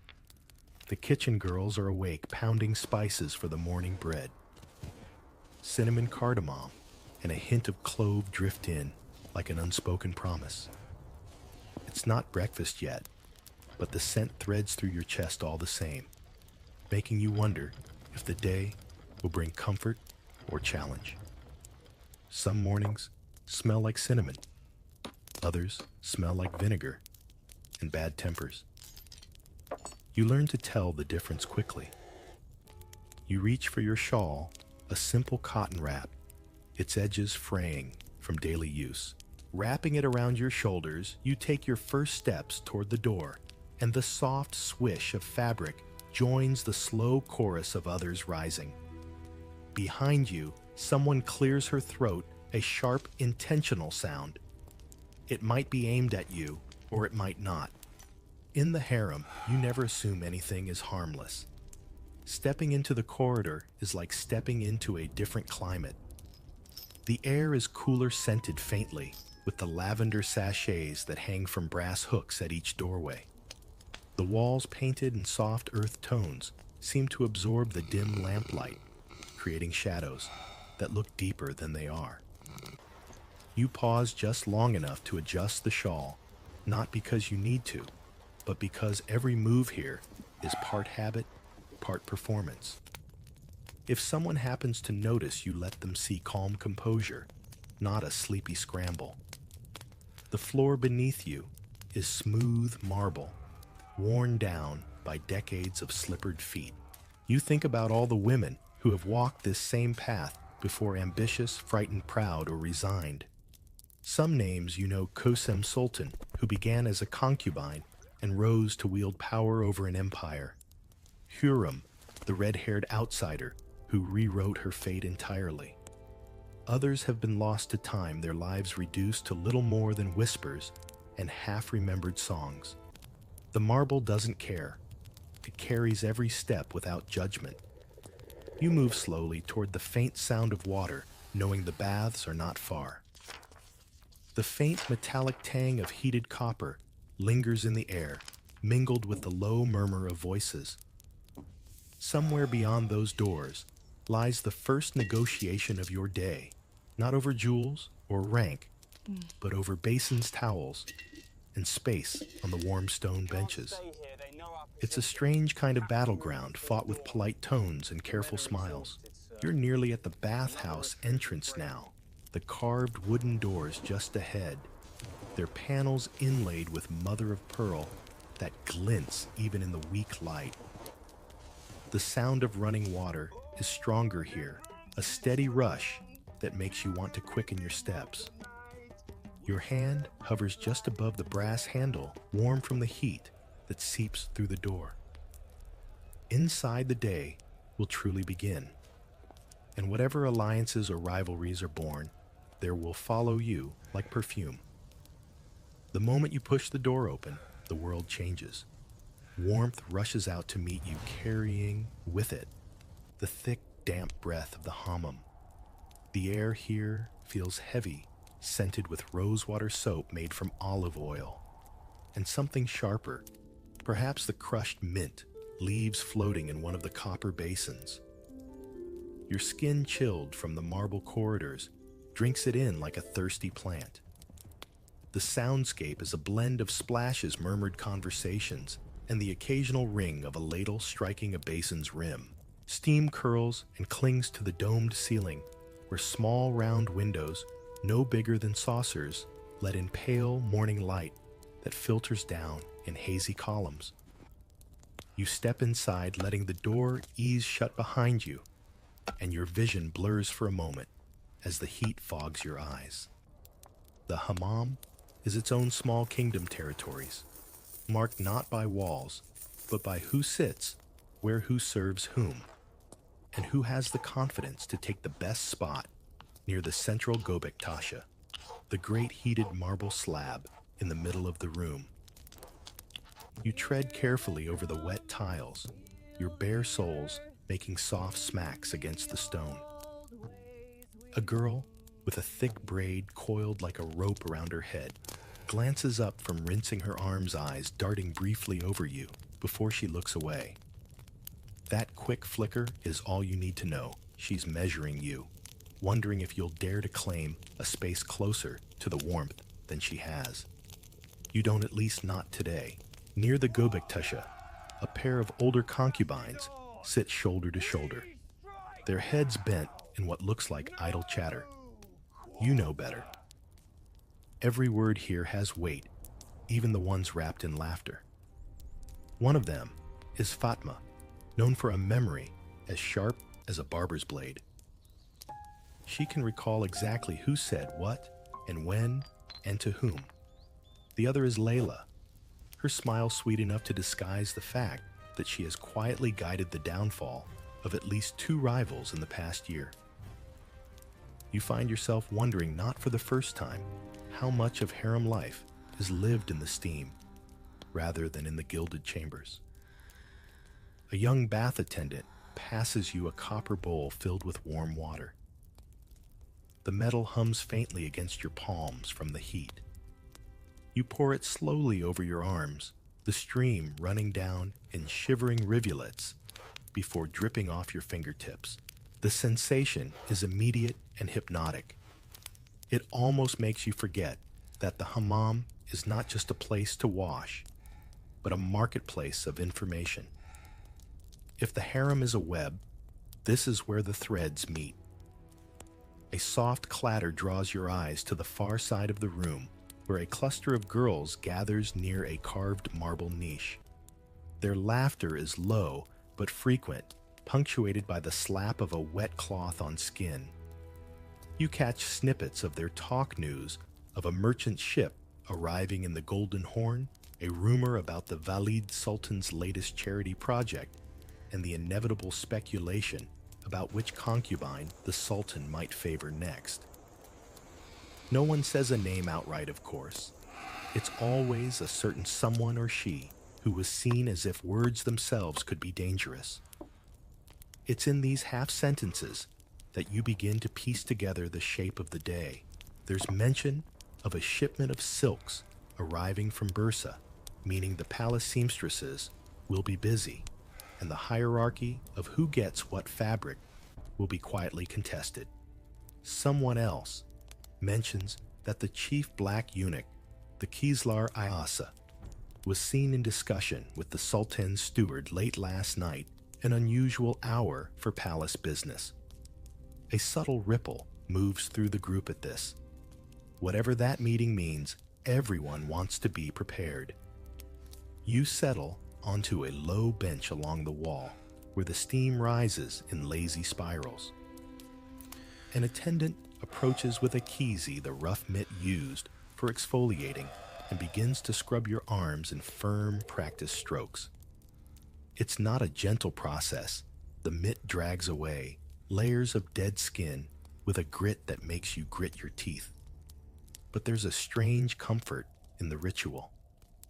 You imagine all the tensions of yesterday flaking away with it, leaving you just a little lighter, a little more ready for whatever comes. A question drifts over from somewhere to your right. Have you heard? The words are casual enough, but you notice the way every head within earshot tilts slightly toward the speaker. She goes on to tell of a minor concubine new to the palace, who supposedly tried to deliver a message directly to the Valid Sultan without going through the proper channels. The reaction is immediate, a mix of pity, scorn, and the kind of interest that comes when you see someone else make a mistake you've worked so hard to avoid. You remember reading once about how Queen Mother Safiye Sultan in her day kept such tight control over who spoke to her that even high-ranking women in the harem had to wait weeks for an audience. Imagine then the audacity or naivety of bypassing all that. In the hammam, this tale will be told and retold, each version sharper than the last, until the girl's name is inseparable from her blunder. As the scrubbing ends, the attendant rinses you with another bowl of hot water, steam rising in fragrant bursts. You close your eyes for a second, letting the heat soak deep into your muscles. Somewhere in the background, the clink of copper bowls keeps time with the ebb and flow of talk. You don't join in today, you listen. In a place like this, speaking too much can be more dangerous than saying nothing at all. By the time you rise, the steam has settled into your hair and skin, carrying the scent of rosewater with you.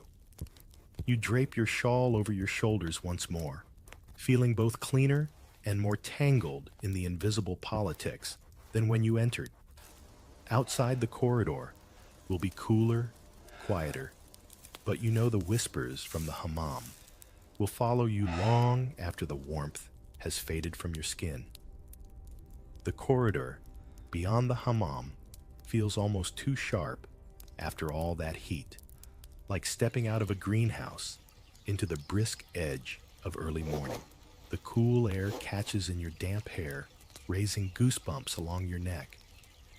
You walk slowly, not because you're tired, but because the marble underfoot has become just a bit more treacherous, with the film of moisture clinging to your soles. Ahead, the dressing chambers hum with quiet activity, and the muted clatter of wooden combs against carved ivory mirrors drifts toward you. You pass through the arched doorway and are immediately wrapped in a new kind of warmth. Not steam this time, but the low, steady heat of braziers set along the walls. The scent here is layered beeswax from the polished furniture musk from the cedar chests, and the faint tang of iron from hairpins scattered across a dressing table. Attendants flit from one woman to another like well-trained birds, carrying trays of jewelry, folded silks, and tiny crystal bottles of perfume oil. Your own small corner of the room waits for you, marked by a narrow lacquered chest and a low stool. On top of the chest, the neatly folded garments for the day lie ready soft inner linens, a long Intari robe in deep pomegranate red, and a lighter gauzier outer layer embroidered at the cuffs with delicate gold thread. The color wasn't your choice. Colors here are rarely chosen. They are assigned by the mistress of the wardrobe, whose eye for harmony extends beyond fabric into the social balance of the harem itself. Sometimes you wonder if she dresses people as much for politics as for beauty. You sit and begin the process of drying your hair, working the towel slowly through the length. The strands cling together in damp ropes, catching on the cloth. Across the room, two concubines lean toward each other in front of a mirror, one drawing a thin line of kohl along her lower lid, the other holding up a necklace to judge the way it catches the light. Their conversation is quiet, but it drips with a practiced nonchalance, something about how she looked in green yesterday and how it didn't suit her at all. You can't help but notice how often she is used here instead of a name. In the harem, anonymity can be both shield and dagger. One of the attendants approaches with a small wooden tray. On it sits a narrow-necked bottle of attar, this one heavy with the scent of jasmine. You dab a little at your wrists and behind your ears, knowing that scent lingers in memory long after a face fades. There's an art to this. Too much perfume is an announcement. Too little is an absence. Just enough, and you leave a question in the air without ever speaking. You slip into the Intari, the silk whispering as it slides over your skin. The pomegranate red catches the light from the brazier and deepens into something richer, almost like wine. The outer layer follows lighter, cooler, settling on your shoulders like a practiced touch. You fasten the small gold clasps at your waist, each one catching slightly before sliding into place. It is a slow transformation, but a deliberate one. Out there, beyond the women and attendants, the harem is a theater. Dressing is rehearsal and curtain rise in one. At the far end of the chamber, the mistress of the wardrobe moves from stool to stool inspecting her charges. She pauses to adjust a hem here, smooth a wrinkle there, or more, telling exchange a garment entirely. You've seen her strip an outer robe from one woman's shoulders without a word, hand it to another, and replace it with something plainer. The message is never explained, but always understood. She reaches your row and lets her gaze sweep over you in a glance that feels like both approval and appraisal. A small nod, and she moves on. A silver mirror leans against the wall beside you. You meet your own eyes, in it noting the set of your mouth, the calmness you've trained into your posture. This is the part that never gets mentioned. In the courtly poems, the calculation in the tilt of the chin, the way a lowered gaze can suggest humility or disinterest, depending on the timing. Beauty here isn't just in the curve of a cheek or the sheen of hair. It's in knowing exactly how much of yourself to display and when. A ripple of laughter rises from the opposite corner. One of the younger concubines has knocked over a tray of hairpins, and they scatter across the polished floor like tiny bits of fallen sunlight. Two attendants rush to gather them, their faces fixed in polite smiles. No one remarks on it, but you can feel the mild amusement simmering in the room. Every mishap here is a small story in the making, and stories have a way of being traded like currency. You pick up your sash, a length of silk in a muted gold, and tie it around your waist with a slow, deliberate knot. The ends fall, just so brushing the tops of your slippers. The knot matters. It can be tied to look casual or precise, and both carry messages. Today, you choose precise. You glance once more at the mirror, then rise from the stool, smoothing your robe as you step toward the corridor. The day outside is waiting, and you will meet it dressed not just in silk, but in the armor of intention. Here's the thing no one warns you about. The lessons are harder than the clothes. You can drape yourself in silk and fasten gold clasps until your fingers ache. But if you can't make a man laugh at the right moment or tilt your head just so when the valide asks a question, you may as well be wearing sackcloth. That's why, once you've stepped out of the dressing chamber, the morning belongs to instruction and not the kind you can fake your way through. The training hall is bright and echoing with tall windows, latticed in carved cedar, letting in squares of warm light that fall like rugs across the polished floor. Cushions line the edges, and in the middle, the day's tutors wait like a panel of judges. There's the music master, a wiry man with fingers stained by the strings of his oud. The poetry tutor, whose beard is as meticulously trimmed as his metaphors. And the ever-watchful lady in charge of court etiquette, a woman whose smile could cut glass. You take your seat on a cushioned legs tucked neatly to one side and try to still the tiny hum of nerves in your chest. The music master begins plucking a slow, deliberate melody that you are expected to echo back. Your own fingers fumble for a moment. On the strings, too much pressure here, too little there, and you bite back a sigh.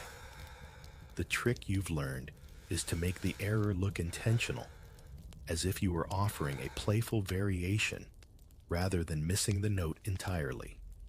Next comes poetry. Today's exercise is to recite a ghazal without dropping your gaze from the tutor's eyes, a small test of focus and poise. The verses are about the nightingale and the rose, that eternal metaphor of longing. But you can't help hearing the unspoken parallel. The rose is always the sultan, and the nightingale is whoever is clever enough to make him notice her song. Your voice is steady, the rhythm practiced. When you finish the poetry, tutor gives the smallest nod. Here that's practically a standing ovation. The etiquette lesson follows, and it is the most dangerous of the three. You are made to stand, walk, and sit as though the valide herself is watching. Every movement must be smooth, deliberate, and most importantly, unhurried. In the palace, rushing is, for servants and messengers, power walks slowly. The tutor makes you repeat the act of serving an imaginary guest. Tea 3 times, correcting the angle of your wrist, the depth of your bow, the way you set the cup down, so that the handle faces precisely toward the guest's right hand. It's maddening, and yet you know that one day this ritual could be the moment that decides whether you are remembered or forgotten. During a brief pause, one of the other women leans toward you and murmurs something about the Valide Sultan's visit yesterday to the kitchens inspecting the sweetmeats. It's a nothing comment on the surface, but you file it away. If the Valide was in the kitchens, perhaps she intends to host guests soon, which means the harem might be called to perform. Performances mean exposure, and exposure means opportunity. The poetry tutor calls you back, for a second round this time, asking you to improvise a couplet in reply to his own. It's a delicate dance matching his tone without overshadowing him. You choose something light, a metaphor about the moon, envying the glow of a candle, which earns you a faint chuckle. That's all you need.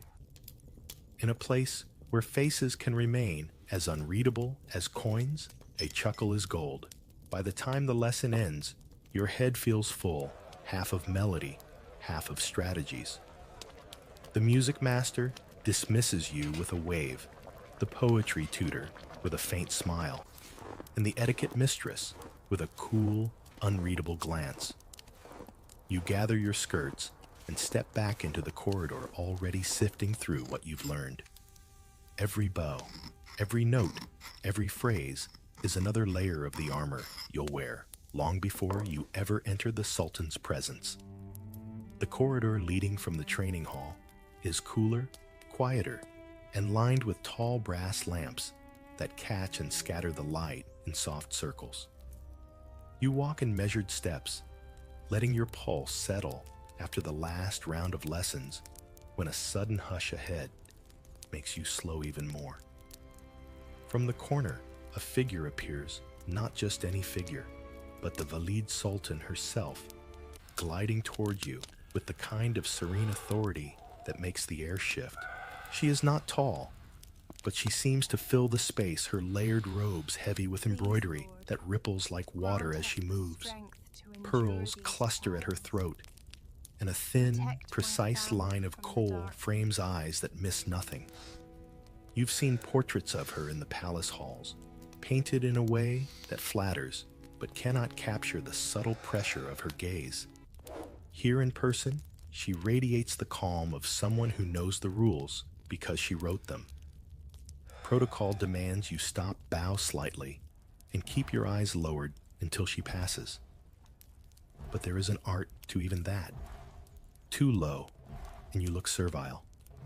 Too quick, and you seem dismissive. You choose a slow, graceful bow eyes, lowered just enough to hint at respect, without erasing yourself entirely. When she comes close enough for you to smell the faint musk of her perfume, she pauses.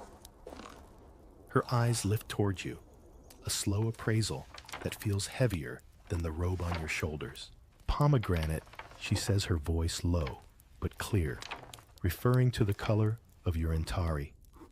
A strong choice. It's not exactly praise, but it's not a rebuke either. You murmur your thanks, careful to keep your tone warm but light. This is not a conversation, it's an evaluation, and you have passed well enough to be remembered, at least for now.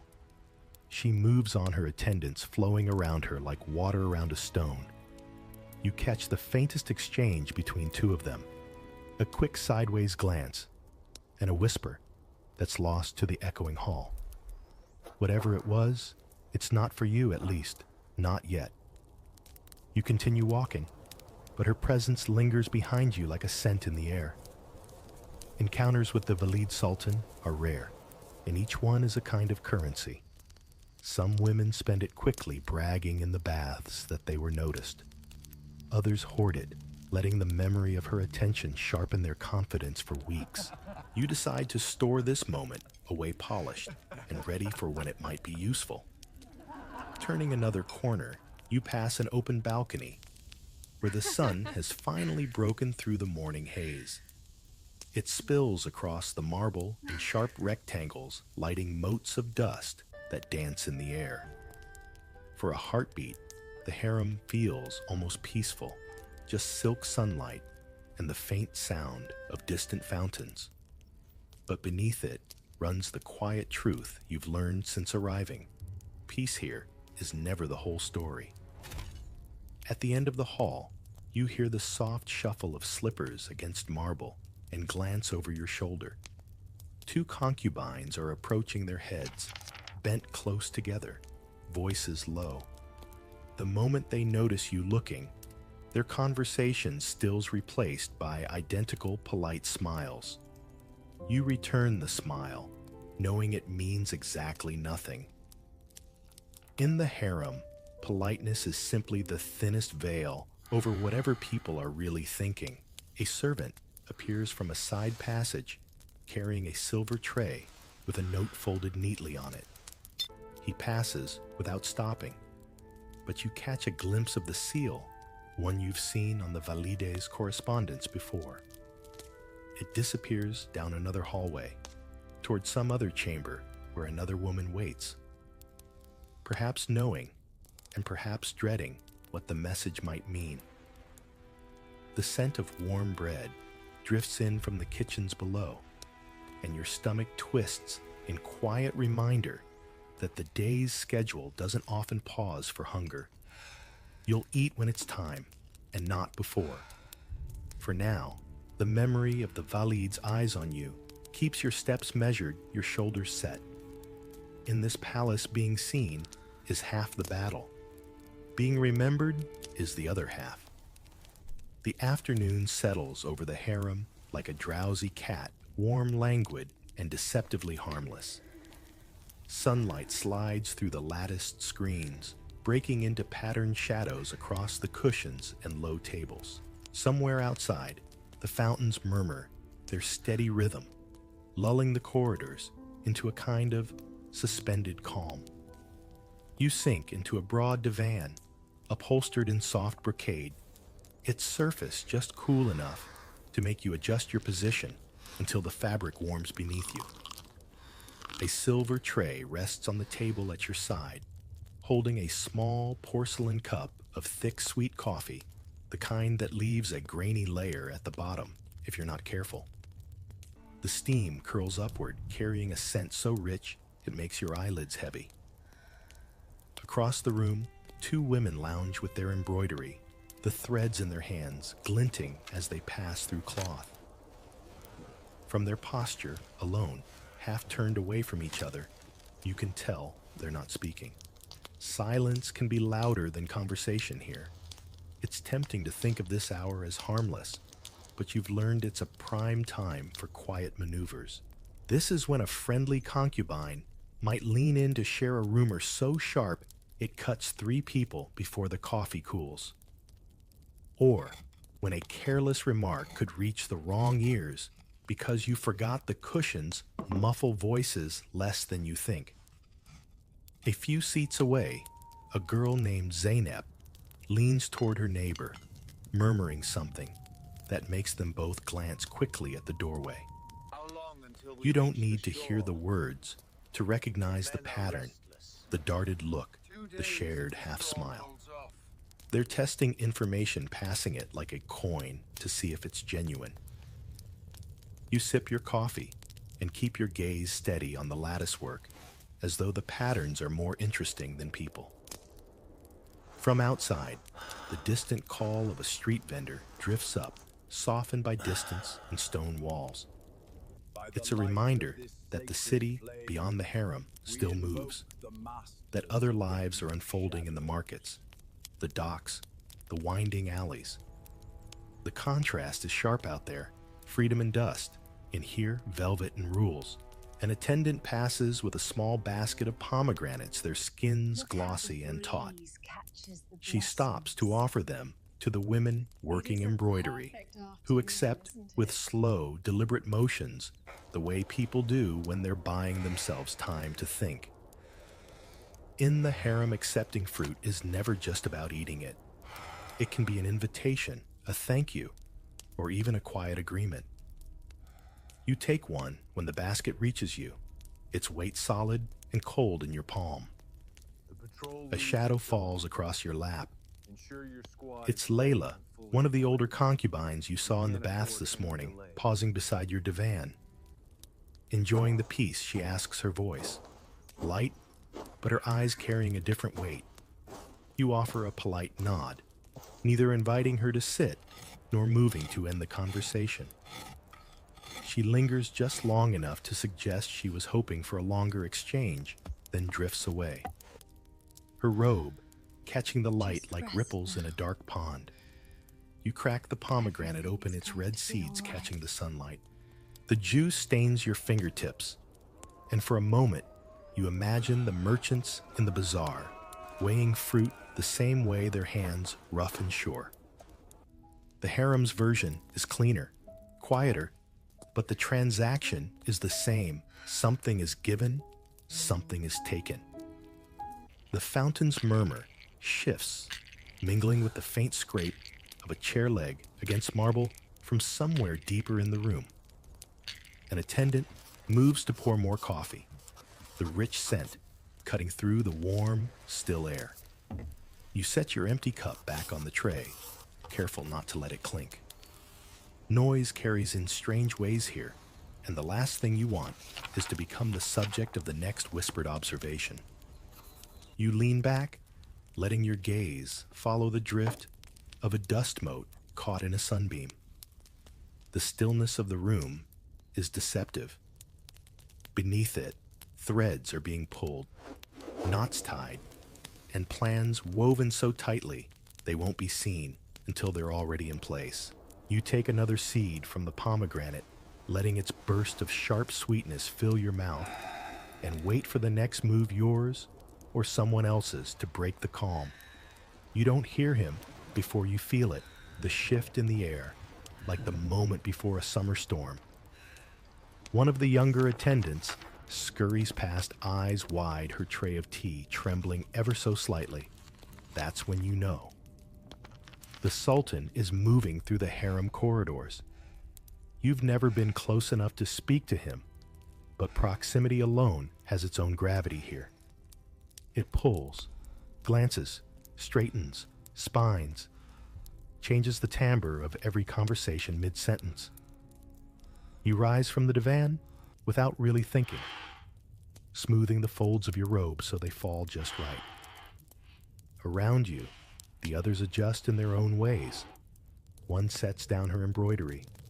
Another subtly repositions herself in a pool of light spilling from the lattice. The Valid's son is not a man you bump into by chance. Every encounter is curated, even the ones that seem accidental. The sound of footsteps grows clearer, not hurried, but deliberate. He appears at the far end of the corridor, flanked by two of his closest advisors, their dark caftans edged in gold braid. He is younger than the portraits, or perhaps simply more alive. Shoulders, straight gaze, calm the faint glint of a jeweled dagger at his belt. His robe is a deep sapphire silk, the kind that drinks in the light rather than reflects it. He doesn't look at everyone. In fact, that's the power of it. His eyes move over the space with the ease of someone who knows he doesn't have to seek attention. Attention seeks him. When his gaze passes over you, it lingers just a fraction longer than necessary. You remind yourself to keep your expression serene, the way you practiced in the etiquette hall.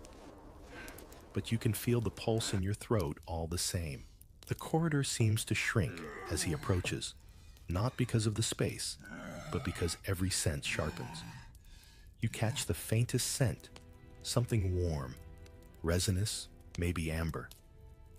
His advisors speak in low voices, but you can't make out the words. This isn't a moment for listening to details. It's about watching everything else. The way his hand adjusts the folds of his robe. The faint tightening at the corner of his mouth when one advisor says something that doesn't please him. Then, without breaking stride, he pauses near the lattice window, where the light falls in clean patterns across the marble. His eyes turn toward the gardens below, but you know he's aware of every figure in this corridor. One of the concubines nearby shifts slightly closer, almost imperceptibly, and murmurs something about the flowers being especially fine this season. He doesn't answer, but a hint of a smile touches his mouth before he moves on. For her, that half-smile will be replayed in her head for weeks. As he passes, you lower your gaze, not in submission, but in measured deference. You don't want to seem too eager nor too aloof. The trick is to be exactly enough. In the split second, when he's close enough for the fabric of his robe to brush the air between you, you wonder, not for the first time, how many lives here have turned on moments exactly like this. He disappears into the next corridor, his advisors following, and the atmosphere shifts again, as though the palace exhales. Conversations resume, but softer, now tinged with speculation. Did he notice anyone? Did he speak? Did his expression mean anything at all? You return to your seat, the cushions still holding the faint warmth from before you rose. The The coffee on the tray beside you has cooled, but you don't reach for it. Your mind is busy cataloging every detail of those few seconds, as if arranging them in a box you can open later. In the harem, memory is as much a tool as a smile, and you've just been handed something worth keeping. By the time the sun begins its slow drop toward the horizon, the harem has started to hum again, not with the sleepy undercurrent of afternoon, but with the measured anticipation of evening. Lanterns are lit along the walls, each one a small bloom of gold that throws shifting shadows across the marble floors. Somewhere deeper in the palace, the musicians are tuning their instruments, the strings sending out bright plucked notes, like birds testing their wings. You make your way to the main salon, where tonight's entertainment will unfold. The space is a sweep of patterned carpets and low tables with cushions stacked high enough to sink into. Attendants bustle quietly in the background, setting trays of candied fruits, spiced nuts, and sherbets in crystal cups. The air is threaded with the scent of orange blossom water, sharp and sweet enough to make you want to breathe more deeply. The women arrive in stages, each group choosing its place with the subtlety of a chess player. Those with confidence or influence settle nearer the open space where the performers will appear. Others choose the shadowed corners close enough to be seen, but far enough to watch without being watched too closely. You take a place somewhere between near enough to catch the energy of the evening, far enough to observe. The first performer is a young woman with a tambourine, its rim inlaid with tiny bells that chime as she moves. Her dance is light, almost playful, the sound of the bells matching the quick flicker of her steps. The rhythm draws quiet claps from some of the women, but you notice how the older ones watch more than they applaud. Performance here is rarely just about skill. It's about the message sent, the alliances hinted, at the impression left lingering when the music stops. Next, a storyteller takes the floor. A tall man in a dark robe, his beard neatly combed. He carries no book, only a carved staff that he plants in the carpet before beginning. His voice is low and measured, telling a tale of a merchant who loses his fortune only to regain it through the kindness of a stranger. The story is gentle enough, but in the harem, even kindness is a kind of currency. You wonder if the choice of tale is his, or if someone suggested it with a particular listener in mind. When the music begins again, it's from a small ensemble, seated cross-legged on a carpet to one side. The oud and ney weave their notes together, the rhythm slow at first, then quickening like a heartbeat before slowing again. A singer joins them, her voice high and clear, gliding over the melody with the ease of someone who knows exactly how to hold a room's attention. You find yourself glancing around between verses, noting who leans forward, who exchanges quiet remarks, who watches without blinking. The Valid Sultan is not present tonight, but her absence doesn't lessen the weight of observation. Everyone here knows that what happens in the salon will be spoken of in the baths tomorrow, and from there anywhere. An attendant appears at your side with a tray offering sugared almonds. You take two, feeling the grainy coating crack beneath your teeth, the sweetness spreading across your tongue. A few seats away, a woman in emerald silk tilts her head back in laughter at something whispered into her ear. The sound carries across the room, drawing glances that are half curiosity, half calculation. As the evening winds on, the performers rotate, dancers, musicians, another storyteller. You let the rhythm of it wash over you, aware that the night is as much about the unspoken exchanges as it is about the art. Somewhere in the middle of a particularly intricate AUD solo, you catch a moment, two women on opposite sides of the room, meeting each other's gaze for a heartbeat too long before looking away. In the harem, that's enough to start a dozen rumors. The final dance is slower, almost meditative, the dancer's hands tracing patterns in the air that seem to catch the light from the lanterns. When she finishes, the applause is polite measured. This is not the place for wild enthusiasm.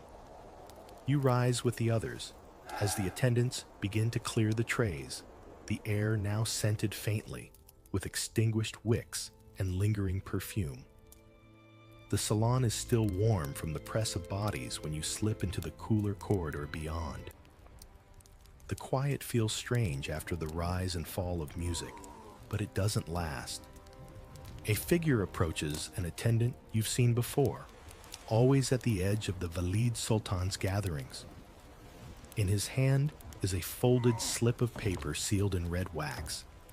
He stops just short of you and bows slightly. "For you," he says, and the words feel heavier than they should. The paper is small enough to hide entirely in your palm. You don't open it there. The corridor is never as empty as it looks. Instead, you keep walking at an unhurried pace until you reach a small alcove near the inner garden, where the shadows are thick and the only sound is the trickle of a water channel feeding the fountain outside. Only then do you break the seal. The message is brief, no more than a line, but it's enough to set your pulse against your ribs. You are requested this evening. There's no signature, no mark of whose request it is, but the omission is almost as telling as the words themselves. You fold the paper once, twice, until it's small enough to disappear into the sleeve of your robe. You don't rush back toward your chambers. Rushing draws attention, and attention now could be a liability. Instead, you take the longer route through the colonnade that overlooks the gardens. The evening air is cooler here, scented with night-blooming jasmine. The moonlight turns the marble pale and the shadows deep. In the stillness, you can almost believe the palace sleeps, though you know it never truly does. When you reach your chamber, one of the attendants is already waiting a fresh robe draped over her arms. This one is lighter than the pomegranate red from earlier soft cream silk, the sleeves wide and edged in pale gold thread. She doesn't speak much as she helps you change, but her movements are precise, almost ceremonial. There's no mistaking the care in the way she smooths the fabric over your shoulders. Your hair is recoiled, a few strands left loose in the style favored for less formal but still significant meetings, a touch of rose oil at your wrists, a small pearl pin for your hair. These are details that seem minor until you remember how much weight a first glance can carry here. The harem runs on such details, each one a stone in the path you're meant to walk. The corridors between your chamber and the inner rooms are dim lit only by a few wall lamps. Your steps echo more than you expect, though you try to keep them soft. You pass other women along the way, some returning from the baths, others heading toward the salon. Their eyes flick toward you, curious but unreadable. You don't offer explanation. No one would in your place. A final turn takes you to a guarded doorway. The eunuch stationed there doesn't ask for your name. He simply opens the door with a small incline of his head. Inside, the air is warmer again, scented faintly with sandalwood. The room is quieter than you'd imagined. No bustle of attendants, no idle conversation, just a single pool of lamplight falling across a low table where a small arrangement of figs and pomegranates sits untouched. You're left there for a moment long enough for the quiet to press in on you. It's a waiting designed to remind you where you are and what you're here for. Not to rush, not to assume, simply to be present. Somewhere beyond that lamplight, the next move will be made, and you'll have to match it without faltering. They know we are here. You stand just inside We the must be pool of ready for them. lamplight, hands folded loosely before you, I am ready. the cream silk of your robe catching and releasing the glow as you shift your weight. The air is thick with the warm scent of sandalwood and something subtler, amber, perhaps rising from a small bronze burner on the low table. Beyond the circle of light, the room remains in soft shadow, the carved wooden panels glinting faintly where the gold inlay catches a stray flicker from the flame.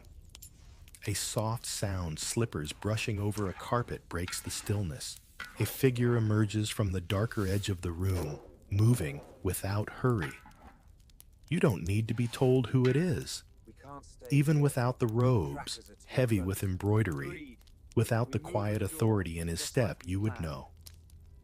The Sultan carries the same gravity here in private as he does in the corridors, though it feels different without the audience. He stops a few paces from you, his gaze steady. You came, he says simply, as though there was any other choice. You offer the faintest incline of your head in answer, careful to let neither eagerness nor hesitation color your expression. In this space, the smallest shift can tilt the balance of a conversation. He gestures toward the low table, and you follow him there, settling on the cushion opposite. The fruit remains untouched between you, more ornament than offering. He speaks in a tone meant for two people alone, low, almost conversational, asking about the music from the salon earlier, whether the oud player was as skilled as last year's. You answer as you must, honestly, but with the careful phrasing that leaves room for him to hear what he wants. The minutes slip by in an odd blend of formality and ease. His words are measured, but there's a faint humor in them, a wryness you hadn't expected. Once, when you remarked lightly that the storyteller's tale of the generous merchant seemed a little pointed, a small smile tugs at his mouth. It vanishes quickly, but you notice. At some point, the door opens just enough for an attendant to place a small silver tray on the floor, bearing 2 cups of coffee, so dark they seem to swallow the lamplight. The cups are delicate, painted with curling vines of gold leaf. You take yours with both hands, the porcelain warm against your palms, and sip slowly. The bitter richness spreads across your tongue, grounding you in the moment, even as you're aware of every heartbeat. When the conversation winds down, it's without ceremony. The Sultan rises, offering only a brief nod before stepping back into the dimmer part of the room. You remain seated until the soft sound of the door opening and closing reaches you. Then the silence expands again, wrapping around the space where he stood. You set the coffee cup back onto the tray, its rim still warm, and feel the weight of the evening settle into you. Not as a burden, but as a mark. Something you will carry back into the harem. Something that will shape how eyes follow you in the baths, in the corridors, in the dressing chambers. You know this.